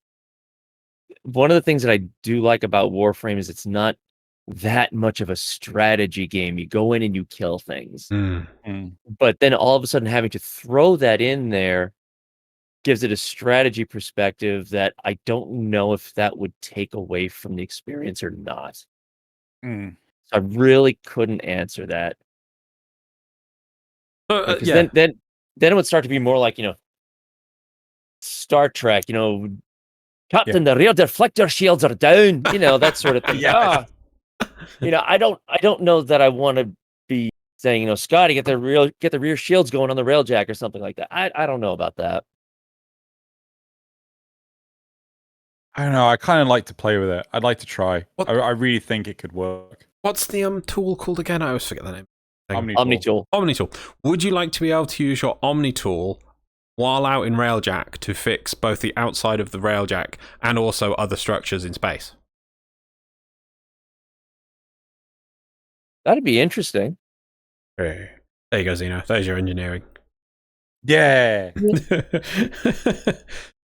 I think that the reason why Xeno is saying that is because obviously they scaled it back massively. I don't think it was. I'm trying to say. I don't think it was 2019. Xeno. I think it was 2018 because that was when they first showed off Railjack, and then they improved it on the 2019 one when they showed the liches. I think that's the way it worked. But so when they first showed it, they did have the whole power triangle, and there was more things to do on the Railjack side of things. Do you feel, John, that they could do more inside the Railjack, more gameplay inside the Railjack as it is now, or do you feel that's fine and we need more outside the Railjack gameplay? I would rather see more outside the Railjack. I'm not sure what they could do too much inside without making it. You're in the heat of battle, and all of a sudden you have to worry about these other things, and then you have to worry about this that's going on inside the ship. This is Warframe, not FTL. So, but I'm not saying that they can't add it, but don't necessarily force it. Maybe if you voluntarily go into a higher level mission, maybe integrate that kind of stuff in there. Whereas if it's a lower level mission, you just want to go in and kill things. I can't at all that sort of thing. Interest you in an FTL style campaign, one off at a time, Warframe, Railjack game mode? Not for me. No, dude. okay. Put that in the Ludoplex. It'd be cool. Like mission after mission, and the Railjack's damage would carry over, and your resources would carry over, and you're like, I don't know, either chasing something or running from something. You've got to do like 5 missions in a row. And, sometimes you have options, which missions you want to do. I think it would work. I do feel that maybe the advanced engineering or whatever you want to call it, that could potentially work for the Tau thing that was raised earlier. It's like, oh yeah, more difficulty. Here's a terminal. You're gonna need it. Mm-hmm. So, cool. Right. Replies? Okay. Yeah, so the first one is, the sound design for Railjack is so good. Flying the Railjack is also buttery smooth and just feels good. I can enact my fantasy of being a space pirate. Yeah. Yeah, can't really argue with that. My only issue on the space pirate side of things is, I think it's more like a mission level. Like while you're on the on your Railjack, that maybe there was more active events in the solar system, so it felt more like we were pirating things rather than just doing the same mission repeatedly. The random things would pop up, and you'd be like, "Oh, quick, let's sleep on that," because I do feel like it's almost there, but there's something missing. I don't know, to make you feel like attacking a Corpus supply convoy. Yeah. Oh, yeah. So it's a big capitalism. Yeah. People peel out on their X-Wings while the Railjack distracts them, and they take out the engines, and then they take the communications very quickly before more allies turn up. It would be amazing! Anyway, moving on. Right. Something you'll also grow to like is how the increase in power manifests itself. The intrinsics and mods give you a valid sense of power. You can still get trashed. You can still get trashed if you are bad at it, but when you are on your A game, you really feel like a fleet-destroying threat. You never get to fight a fleet! Yet. Yes. Yet. Ooh, right. No, keep going. I'm in agreement. Okay. The next one. Railjack solo with command is so amazing. I don't have to deal with people, and the AI are cracked. They literally have aimbot. Railjack Corpus. That's a question. Do you play solo or do you play with other people, John? Usually it's either solo or with a group of friends. I generally don't do Railjack public. Experience with that hasn't been great because it to me it feels like Railjack on public. People just feel like doing their own thing and not working as a Railjack team. It's like, yeah. So I'll normally do that with friends only or solo. That's fair.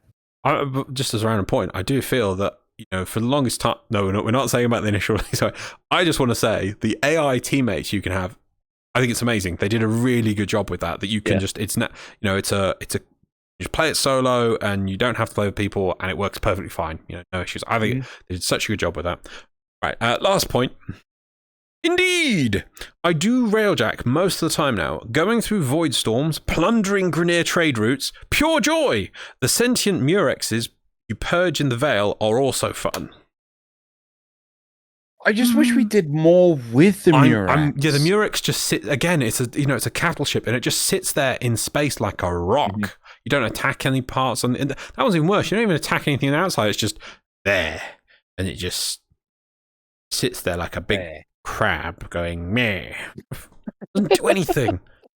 In fact, I remember the Mag Prime Codex entry described the Sentients as having worm ships that cut through fleets. Like, where are those? They might be in the new war. You never know. They got replaced with the crabs. Damn crabs. Haven't you seen the internet meme Crab Owl? Sentience be learning. Crab battle. Crab Owl. But you are right, Xeno, completely. The Murexes just don't. It's just a brick. Yeah. That's the problem. Like if we damage them or we scare them away or we inject them with void powers and inject them with void energy and it hurts them or whatever, it just feels. But we just go in there, we shoot a few sentients and then we leave. Mm-hmm. Cool. Right, that is the last one. Okay, cool. So that's it for the topics. Loz is going to hit the button to make the topics thing go away. Bam. And now we're going to move on to the graphs. So these are the results from last week's questions. If you want to answer this week's questions, they'll be in the description of this video. There'll be a link to a Google page. Them all in. Yep. So the first question we asked was, do you agree with Pablo that revisiting old content is a waste of time? 6% said yes, revisiting is a waste of resources. 6% said revisiting mission types is worth doing. 35% said revisiting equipment is worth doing. And 52% said no, so everything should be revisited. Right. So, John, I'm sure you're aware of what Pablo said during TennoCon. Yeah. Yeah. How do you feel about this? The problem is I can see it from both sides. There are things that could be revamped that like the Unum. Let's go back and let's learn about the Unum. Other things that we could maybe get more backstory to. But then there's that balance of if you do that, then you're going to get a set of the player base that's going to complain about, well, why aren't we getting more content? You're spending all this time going at the older stuff. So yeah, I see where Pablo is coming from. They just want to keep moving forward. And I think for a lot of players, though, there's still a lot of back history that we'd like to learn.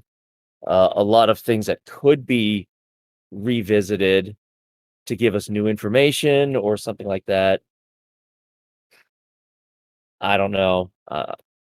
No, it is certainly a hard one. I do remember for the longest time, Loz and I would say, just do an update that's just a rebalancing of all the weapons and things.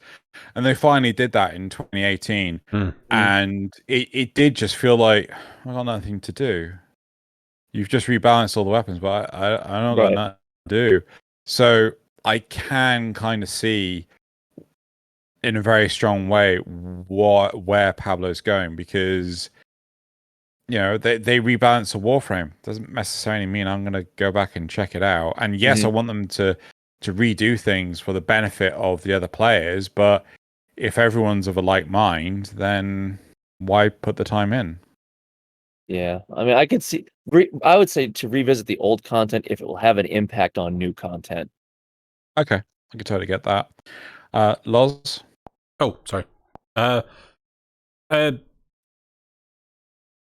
It's tricky, but I don't like the idea of saying, oh, we should never touch it. And I know that sometimes it's not, as you're saying, it might be a waste of time. But then surely, for the development cost of reward, whatever. But I think a bit of balance, like do something new and do a few tweaks here and there. It doesn't. The problem is they always have to do it like, oh, we're going to redo all the weapons and all this frames. Like, how about we're just going to up that one ability on that Warframe. See how that works. It's how's we're just going to up the 100 more damage on the second ability of I'm just coming up of Vauban. We'll leave that. See how that goes. It doesn't always have to be massive reworks in one go.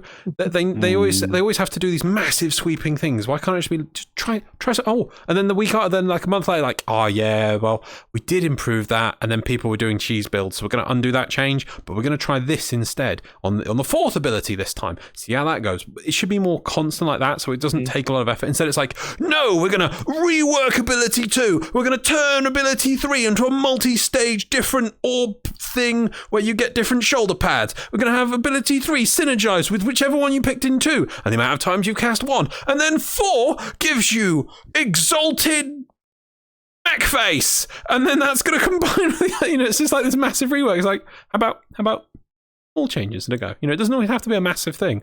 Do along with making your new piece of content, a few tweaks here and a few changes there. That's how I see it. Yeah. I now want exalted mech face. I think everyone does.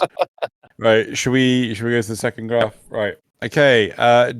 Does reward efficiency influence your decision on what mission types you play? 16% said no, 84% said yes. That yes is a lot higher than I was expecting. Yeah. I'll put it to which Xeno, yes or no? No. John, yes or no? What do you mean by reward efficiency? So it's like, would you choose to do the Kuva, siphons over the Kuva survival if Kuva siphons reward you, I don't know, 5% more Kuva? So just like, do the reward types affect? Yeah, they do. They do. There are some things that right now the only really good way to get Axie relics is disruption on Lua. I'm not a big disruption fan. So, but if you really want Axie relics, you don't really have a choice. Yeah. There are a couple of other ones that do Axie relics, but yeah, so do you really have a choice in that regard? Meanwhile, you could do something on the Kuva area, which are still high level missions, but you really don't get those high level rewards either. So yeah, I mean it does have an impact. Loz? So sorry, actually, I'm confused by reward efficiency. So, for example, do you mean mission? Do you mission type to the same? Like, would I pick the smaller mission type, the quicker mission type, to do the same reward? Is that an example? Yeah.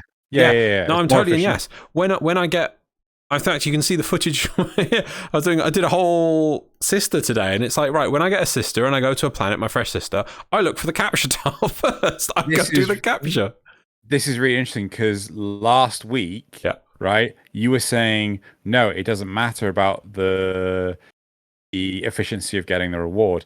You just give people that, because this was on like, rework, exterminates and things like that. Yeah. The reward doesn't have to be better than anything else.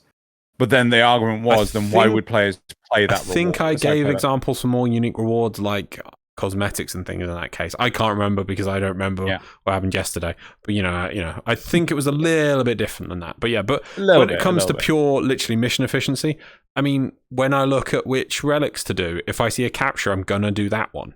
I mean but that's just for doing relics, so that's fixed. Mm-hmm. But if I had a special exterminate mission, then it would need better rewards, even if they weren't as efficient, but different unique rewards to other things.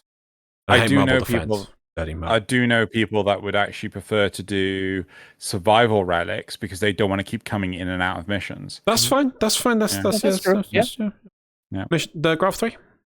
Yep, graph 3 is like, do you think Warframe's player base is influenced by reward efficiency to whether or not they'll do a specific mission type?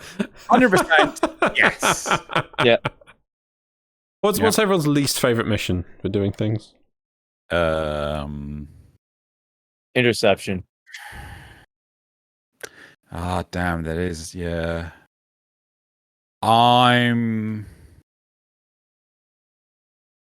I'm gonna say mobile defense. I'm gonna say mobile defense. It's just, at least with interceptions, like I've done, it does even though that's one of the quickest in theory. Yeah, there are periods you're like, oh god, can this be over now? But the thing is, that's the entire mobile defense mission type. Oh god, can it be over now? Oh god, yes, Lotus, I know the time's doubled. It always doubles. Right, next node. Oh god, can it be over again now? Oh god, it's just so. Oh, there's no excitement in it. Next one. Yep. Do you like the idea that Error is mind controlling non-Tenno and Ballas transform in Warframes? 20% said that they didn't care, 27% said no, and 53% said yes. So, for John's benefit, the idea we have for the narrative is Error seems to be using his, I don't know, weird googly eye sockets to mind controlling the children of Cetus, Carl, 175. He just seems to be mind controlling people. And then the idea was, what if Ballas is then using transference of the mind control people that are obeying Error to control the Warframes so they aren't so insane? Because we got the new design of the new Warframe. I can't remember the name.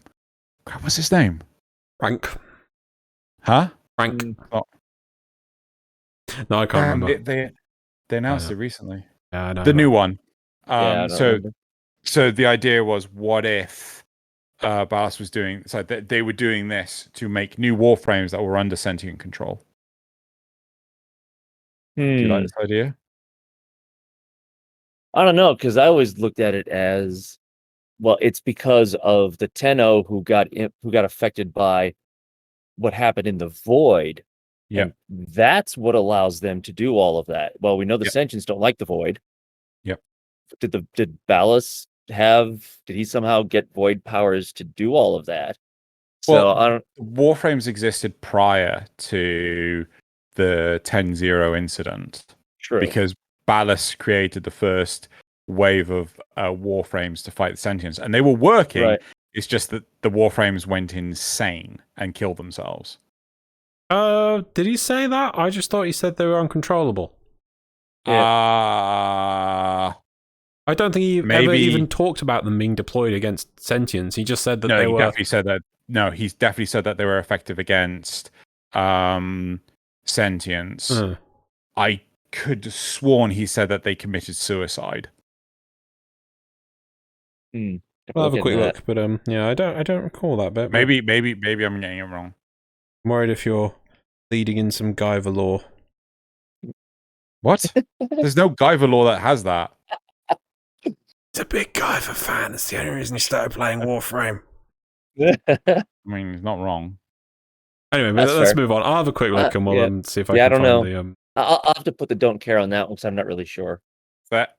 And then last one.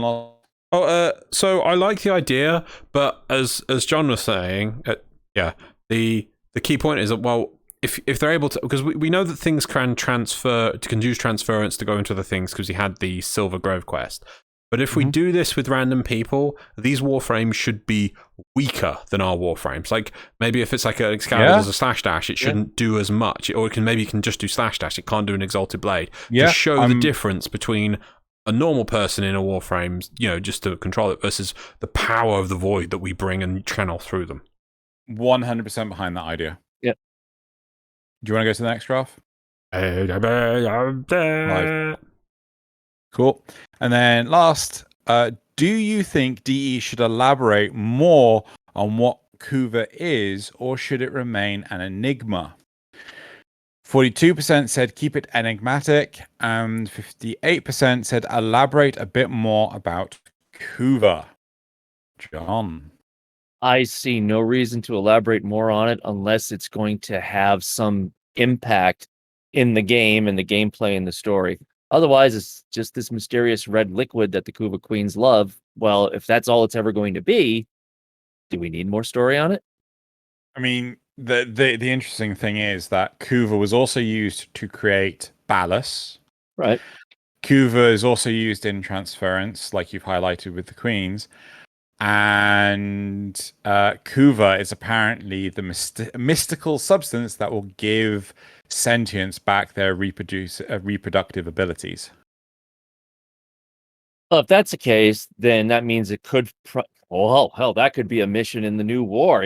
Destroy a Kuva supply going to sentience. If it's going to be that much into the lore and the gameplay, then yeah, it wouldn't hurt to have more backstory on it. Cool. Apparently, the Unum is full of Kuva. Let's find out. Yeah. Loz, what's your thought? Yeah, no, it needs explaining. You can still leave some mystery to it, but we need a bit more explaining and or at least alluding to where it comes from. They could save the mystery for the final mystery for the very paradox or what comes after or whatever, but we need to know. We do need it can't just be magical red MacGuffin glue. You just imagine how, Ostro's trying to sniff the Kuva and then just falling over and dying. Yeah. I don't think you're meant to be doing that. Nope. Right. Okay. So that's it for the graphs. I'm sorry, just to say, maybe a little bit more elaboration, but I wouldn't want them to, pull the curtain back entirely. No, but let's creep it open a bit. Yeah. No, I'm 100% behind creeping it open a bit. Just, don't go ta-da. Right, should we go to the supporter questions? Okay, so the next thing is the supporter questions. These are people who support Xeno through platforms like Patreon. I think it's only Patreon at the moment, and they're able to submit questions for each week. So Thalian says, to start off the supporter questions, this is Thalian reminding everyone to do the YouTube things. Likes, comments, subscribes, bells, find the secret meme, visit the Patreon. If you don't, the infestation will subsume your other sock. My first sock. Yep. Well, apparently they assumed that as well. Yeah. Droogle says, being a supporter sounds really great. How does someone become a supporter? Can you tell us about the perks? You go to Patreon and no. Okay. So, he's terrible for trying to get people to support him. He just feels weird. Okay. Also, Droogle asks, why do you not have air conditioning? This is a mystical thing in the United Kingdom.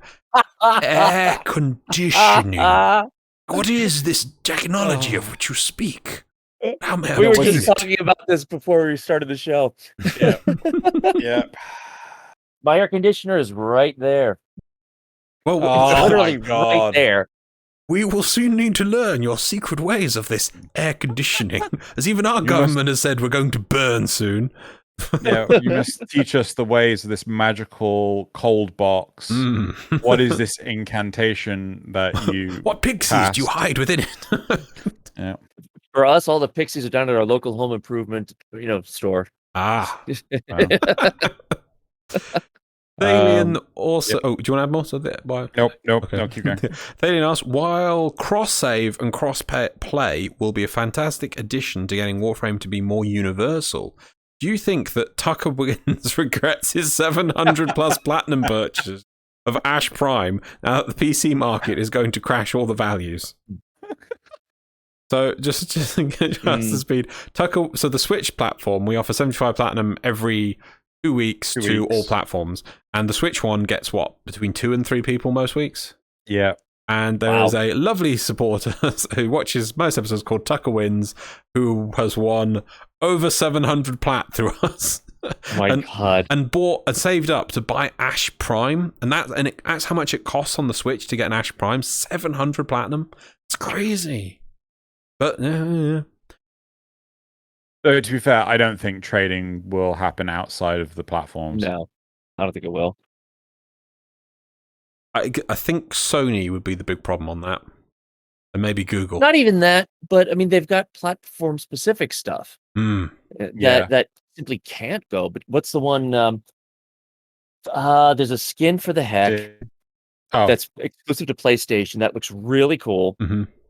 Obsidian. Yeah. Obsidian. Well, okay, so you buy that on PlayStation, you can't transfer it to other places. Yeah. Plus on PC, there's going to be an issue because for obviously the PC players, any of the discounts that you might happen to get from a login is for Plat. Yeah. Which is not the case on consoles. So I think a lot of that stuff is still trading is almost certainly going to have to be, except for maybe mod cards or something like that. Trading is most likely going to have to be platform specific. Or it can't be for Plat. Oh, so yeah, you can do anything else. Credit, yeah. So like you want the corpus head shoulder guard thing. I can give it to you, but you can't trade it me for platinum. You'd have to trade it for. Even at that, there's still potential issues because I remember when Urelli came out, because I've got 2 jobs, I work 50 to 60 hours a week. I don't have time to grind like I used to grind. And the 2 days after Urelli came out, I got a 75% off on Plat. So I said, okay, whenever that happens, even if I don't need the Plat, I will buy the $100 package for $25 just to support the team. You know, at least they're getting that from me. And I did a check. It's like, yeah, let's see, what the hell. I got everything for Urelli, her weapons and everything for less than 400 Plat. Yeah. Because that's what the price is on PC. And even at that, so what's the potential of people buying stuff on a lower price on PC and then trying to sell it at a much, much higher price on one of the other platforms? That's actually a fair point. Yeah, that could be a big issue too. Right, the last one is from Osadax. Could you see any of the current syndicates in-game siding with the Sentients over the Tenno? Ooh. Arbiters, because Arbiters don't do anything. They don't have plot, they don't explain themselves, they just sit there judging you. Yep, too true. Yeah. Yep, that's it. Yeah. Cool. Right. Should we move on to the community responses? Okay, so these are comments from last week's YouTube video. I've read, every week I read all of the replies on YouTube and I pick a few of them to be read out and we can discuss them. But just let you know, please comment below because I promise you it will be read before the next episode. So, for starting off with Burrito Devil, Archons, so that's the new sentient mid-boss, prime Warframe hybrid mid-boss. Archons look like a perfect candidate for sentient liches.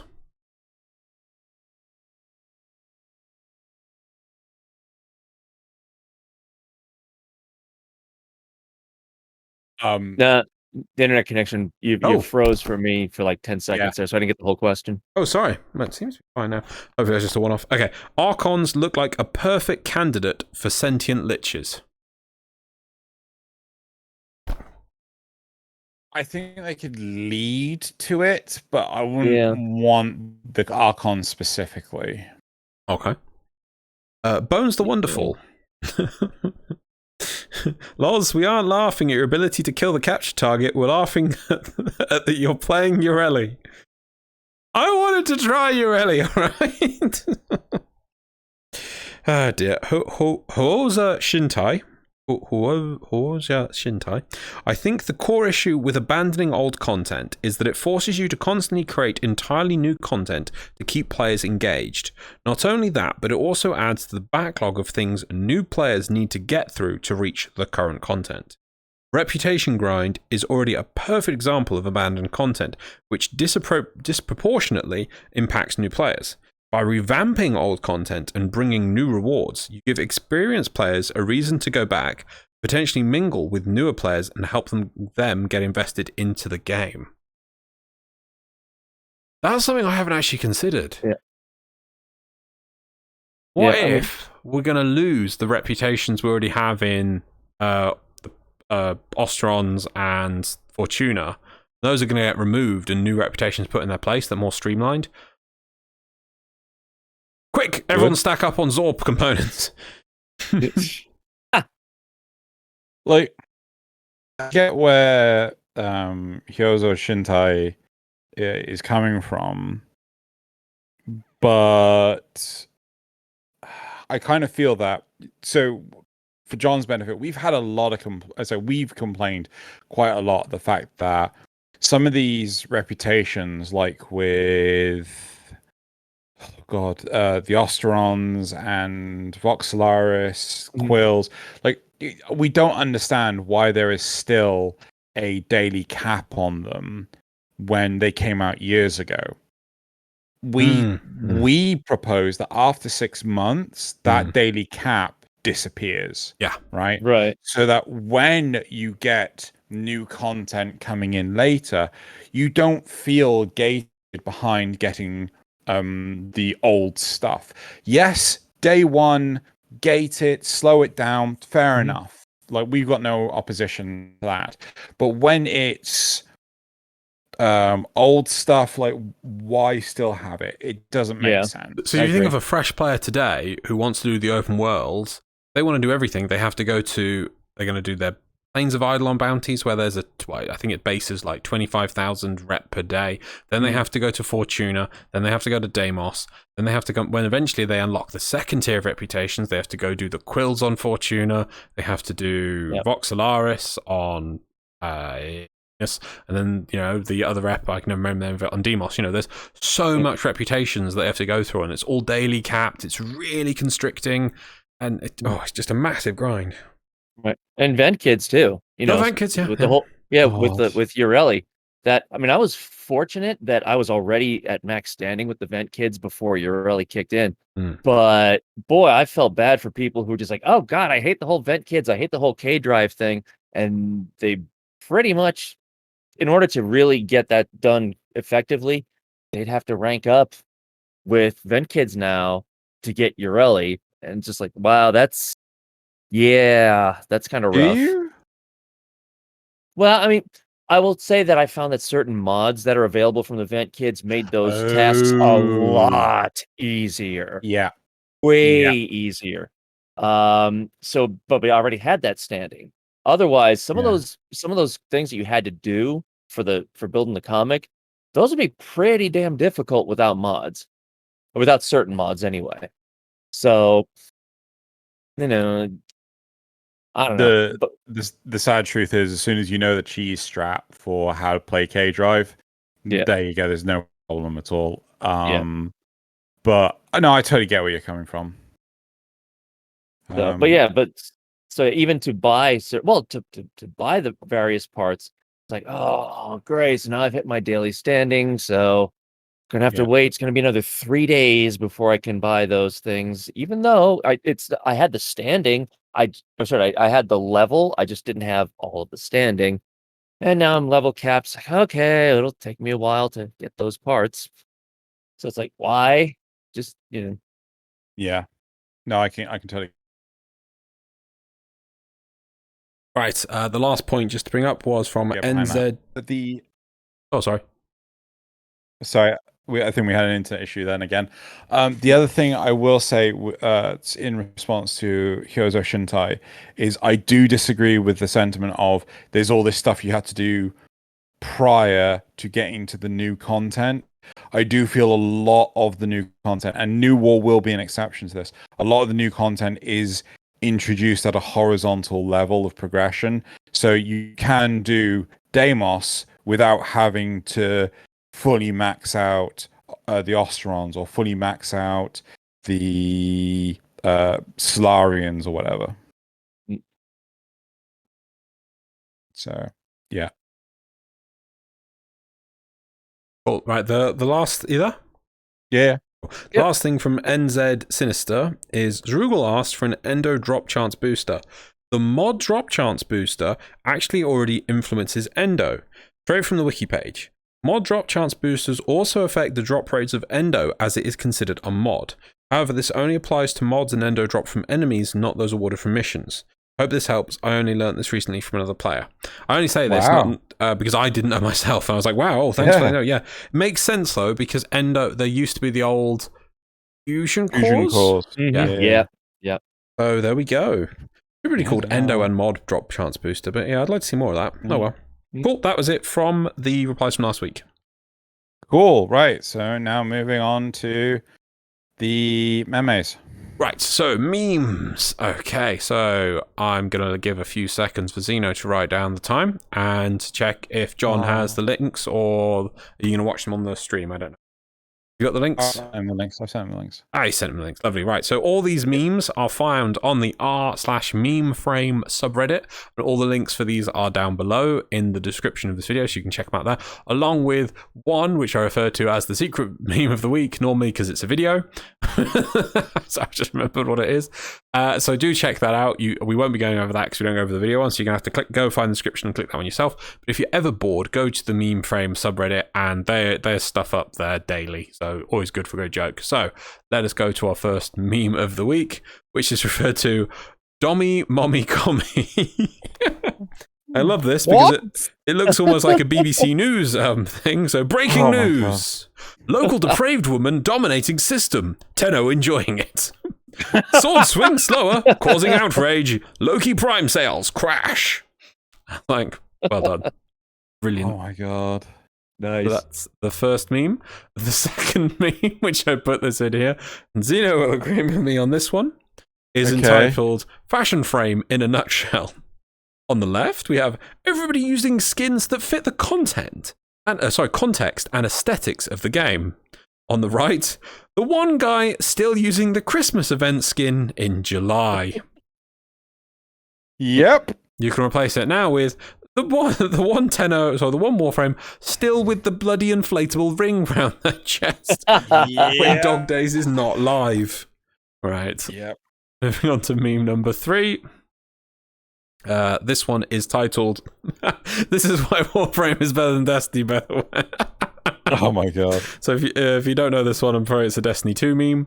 How we'll get Teshin's katanas, in my opinion. So we have one character with Era's face pointing at Teshin saying, "Any last words?" And Teshin replies, "How's your sister?" If John, are you aware of Destiny 2 lore on what happens here?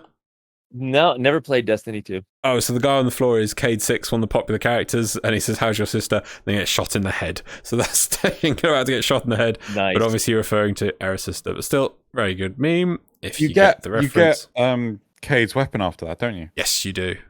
Yeah. Right, meme number 4. That feeling when capture missions 10 words, 57 letters. Say it, and I'm yours. Change of plans, ignore your original objective, leave nothing alive.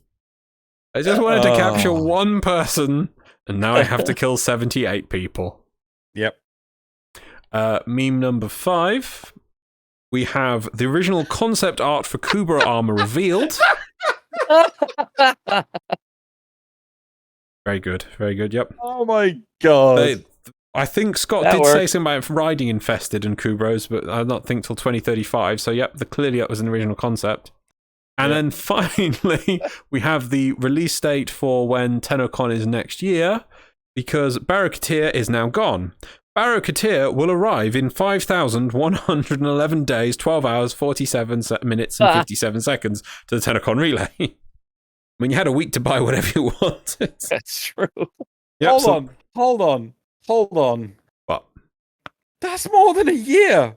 That's way more than a year. Yeah. Yes. Yes. It's They're the not planning on having a TennoCon one, bro. That's when the next TennoCon is. You better prep. You know, that's like over 10 years away. But you know, yeah. I think that's their like default maximum setting for dates and things is why. But yeah, this was only on the companion app. The companion app showed this after Barracuteer left. Oh, okay. So it's clearly like fixed into the timer of when he's returning. But that's when he's coming back. Just Sean. Yeah. Right, well, that is it for the 6 memes of this week. Let us move on now to the 6 community shoutouts that Xeno has found, most likely from Twitter. So, Damn it, he read my brain. They're normally from Twitter. So many good things on Twitter. It's doable on Twitter. It's fine, yeah, it's I understand. Cool. Right, so our first community shoutout is Excalibur Deluxe by that name I still can't pronounce because it's Korean. Oh, yes, yeah. Yeah. Wow. Ooh, there's actually, I think, a wallpaper version of this as well. I'm not a fan of that skin in game, but anytime you see it, it's just so amazing. But when it's just so picturesque. Yeah. Cool. The second community shout out is Final Fantasy Chocobo. I was going to say Kubro. Chocobo and Warframe Chocobo by Gamley. I would definitely buy that if that was an in-game like coat for a mower. Yep. That's cute. Yeah. I love that one. The third community shout out is King of the Infestation Nidus by Danila Tomadini. Yeah. Regardless, Nidus is cool. Yeah, that's nice. Yeah. I don't want to play Nidus right now. Gotta wait till Nidus Prime. Why do I have to wait? I'm just being You're not my cute. mom. Yeah. The fourth community shout out. Sorry, I just want to point out, people actually commented. Somebody commented in last week, like, "You guys seem to be really aggressive to each other this week. I hope you're okay." I'm like, we've been doing this for like 8 years. We're like an old married couple at this point. That's exactly what my wife and I do. We've been married for 28 years, and we're at the point that if we don't pick on each other, we know that something's wrong. There you go. Oh my God. It's true. Anyway, so the fourth community shout out is Mirage by Silent Scream. Oh, wow. I think this is the Mirage Prime with Grax Mirage. I'm not 100% sure. Yeah. But still, lovely piece. Oh, I love the angle at the bottom with what they're standing on. And I could sit there looking at that for quite a while. The fifth community shout out is Summer Mirage and Sisters. Ooh. That's the wrong picture entirely. Yeah. Sorry, hold on. Nice picture, though.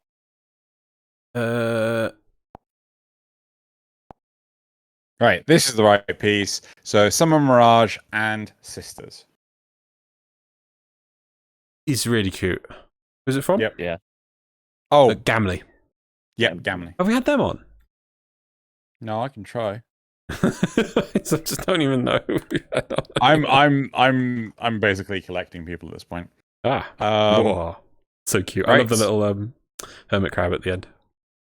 Right, and then number 6 is Chroma by Carl Tabora. Oh, wow. That's nice. I could easily see this being like a comic cover or trade paperback cover. That's cool. I wonder if they've done other ones. Really nice. Quite possibly. Like a whole range of those would be amazing. Right, so that is... Sorry, just last point. It always makes me want the effigy to do more or be able to do more with the effigy. It always just floats there. I always wished you could just do more with it. And then they made Sevagoth instead. Yeah, that's true. Right, well, that's it for the community shoutouts. You want to turn off the community shoutouts? Yep. All right. John, it's been absolutely lovely having you on the show. Yes! It was awesome to be invited for it. Yeah, and it was lovely to see the amazing sculptures that the Arca Triton, I did get it right, in all its... Damn it! Sorry. I believed I got it right, but I didn't. You don't know how everybody seems to pronounce it that way. It's like, whatever. Yeah. I know what you mean, so what do I care? It's not the Plasma. I mean, it's hard to remember. Yeah. But yeah, so it's been absolutely lovely having you on. Loz, do you want to hit the outro button? I shall push the outro button. Make sure everyone... Where are the supporters? I don't know, I've hit the outro button. Good job. Loz ate the supporters. They were supporters. Loz ate them. Nom, nom, nom, nom, nom. But yeah, make sure everyone goes and checks the... Oh gosh, what's it called? John's socials that are in the description. Loz is frantically trying to... No good. They're there, Loz... apparently. Are they there? Yeah, well, it's on. I don't know. Oh well, might as well hit the off button. We love you though. Google stole them again. Oh well. Bye everyone.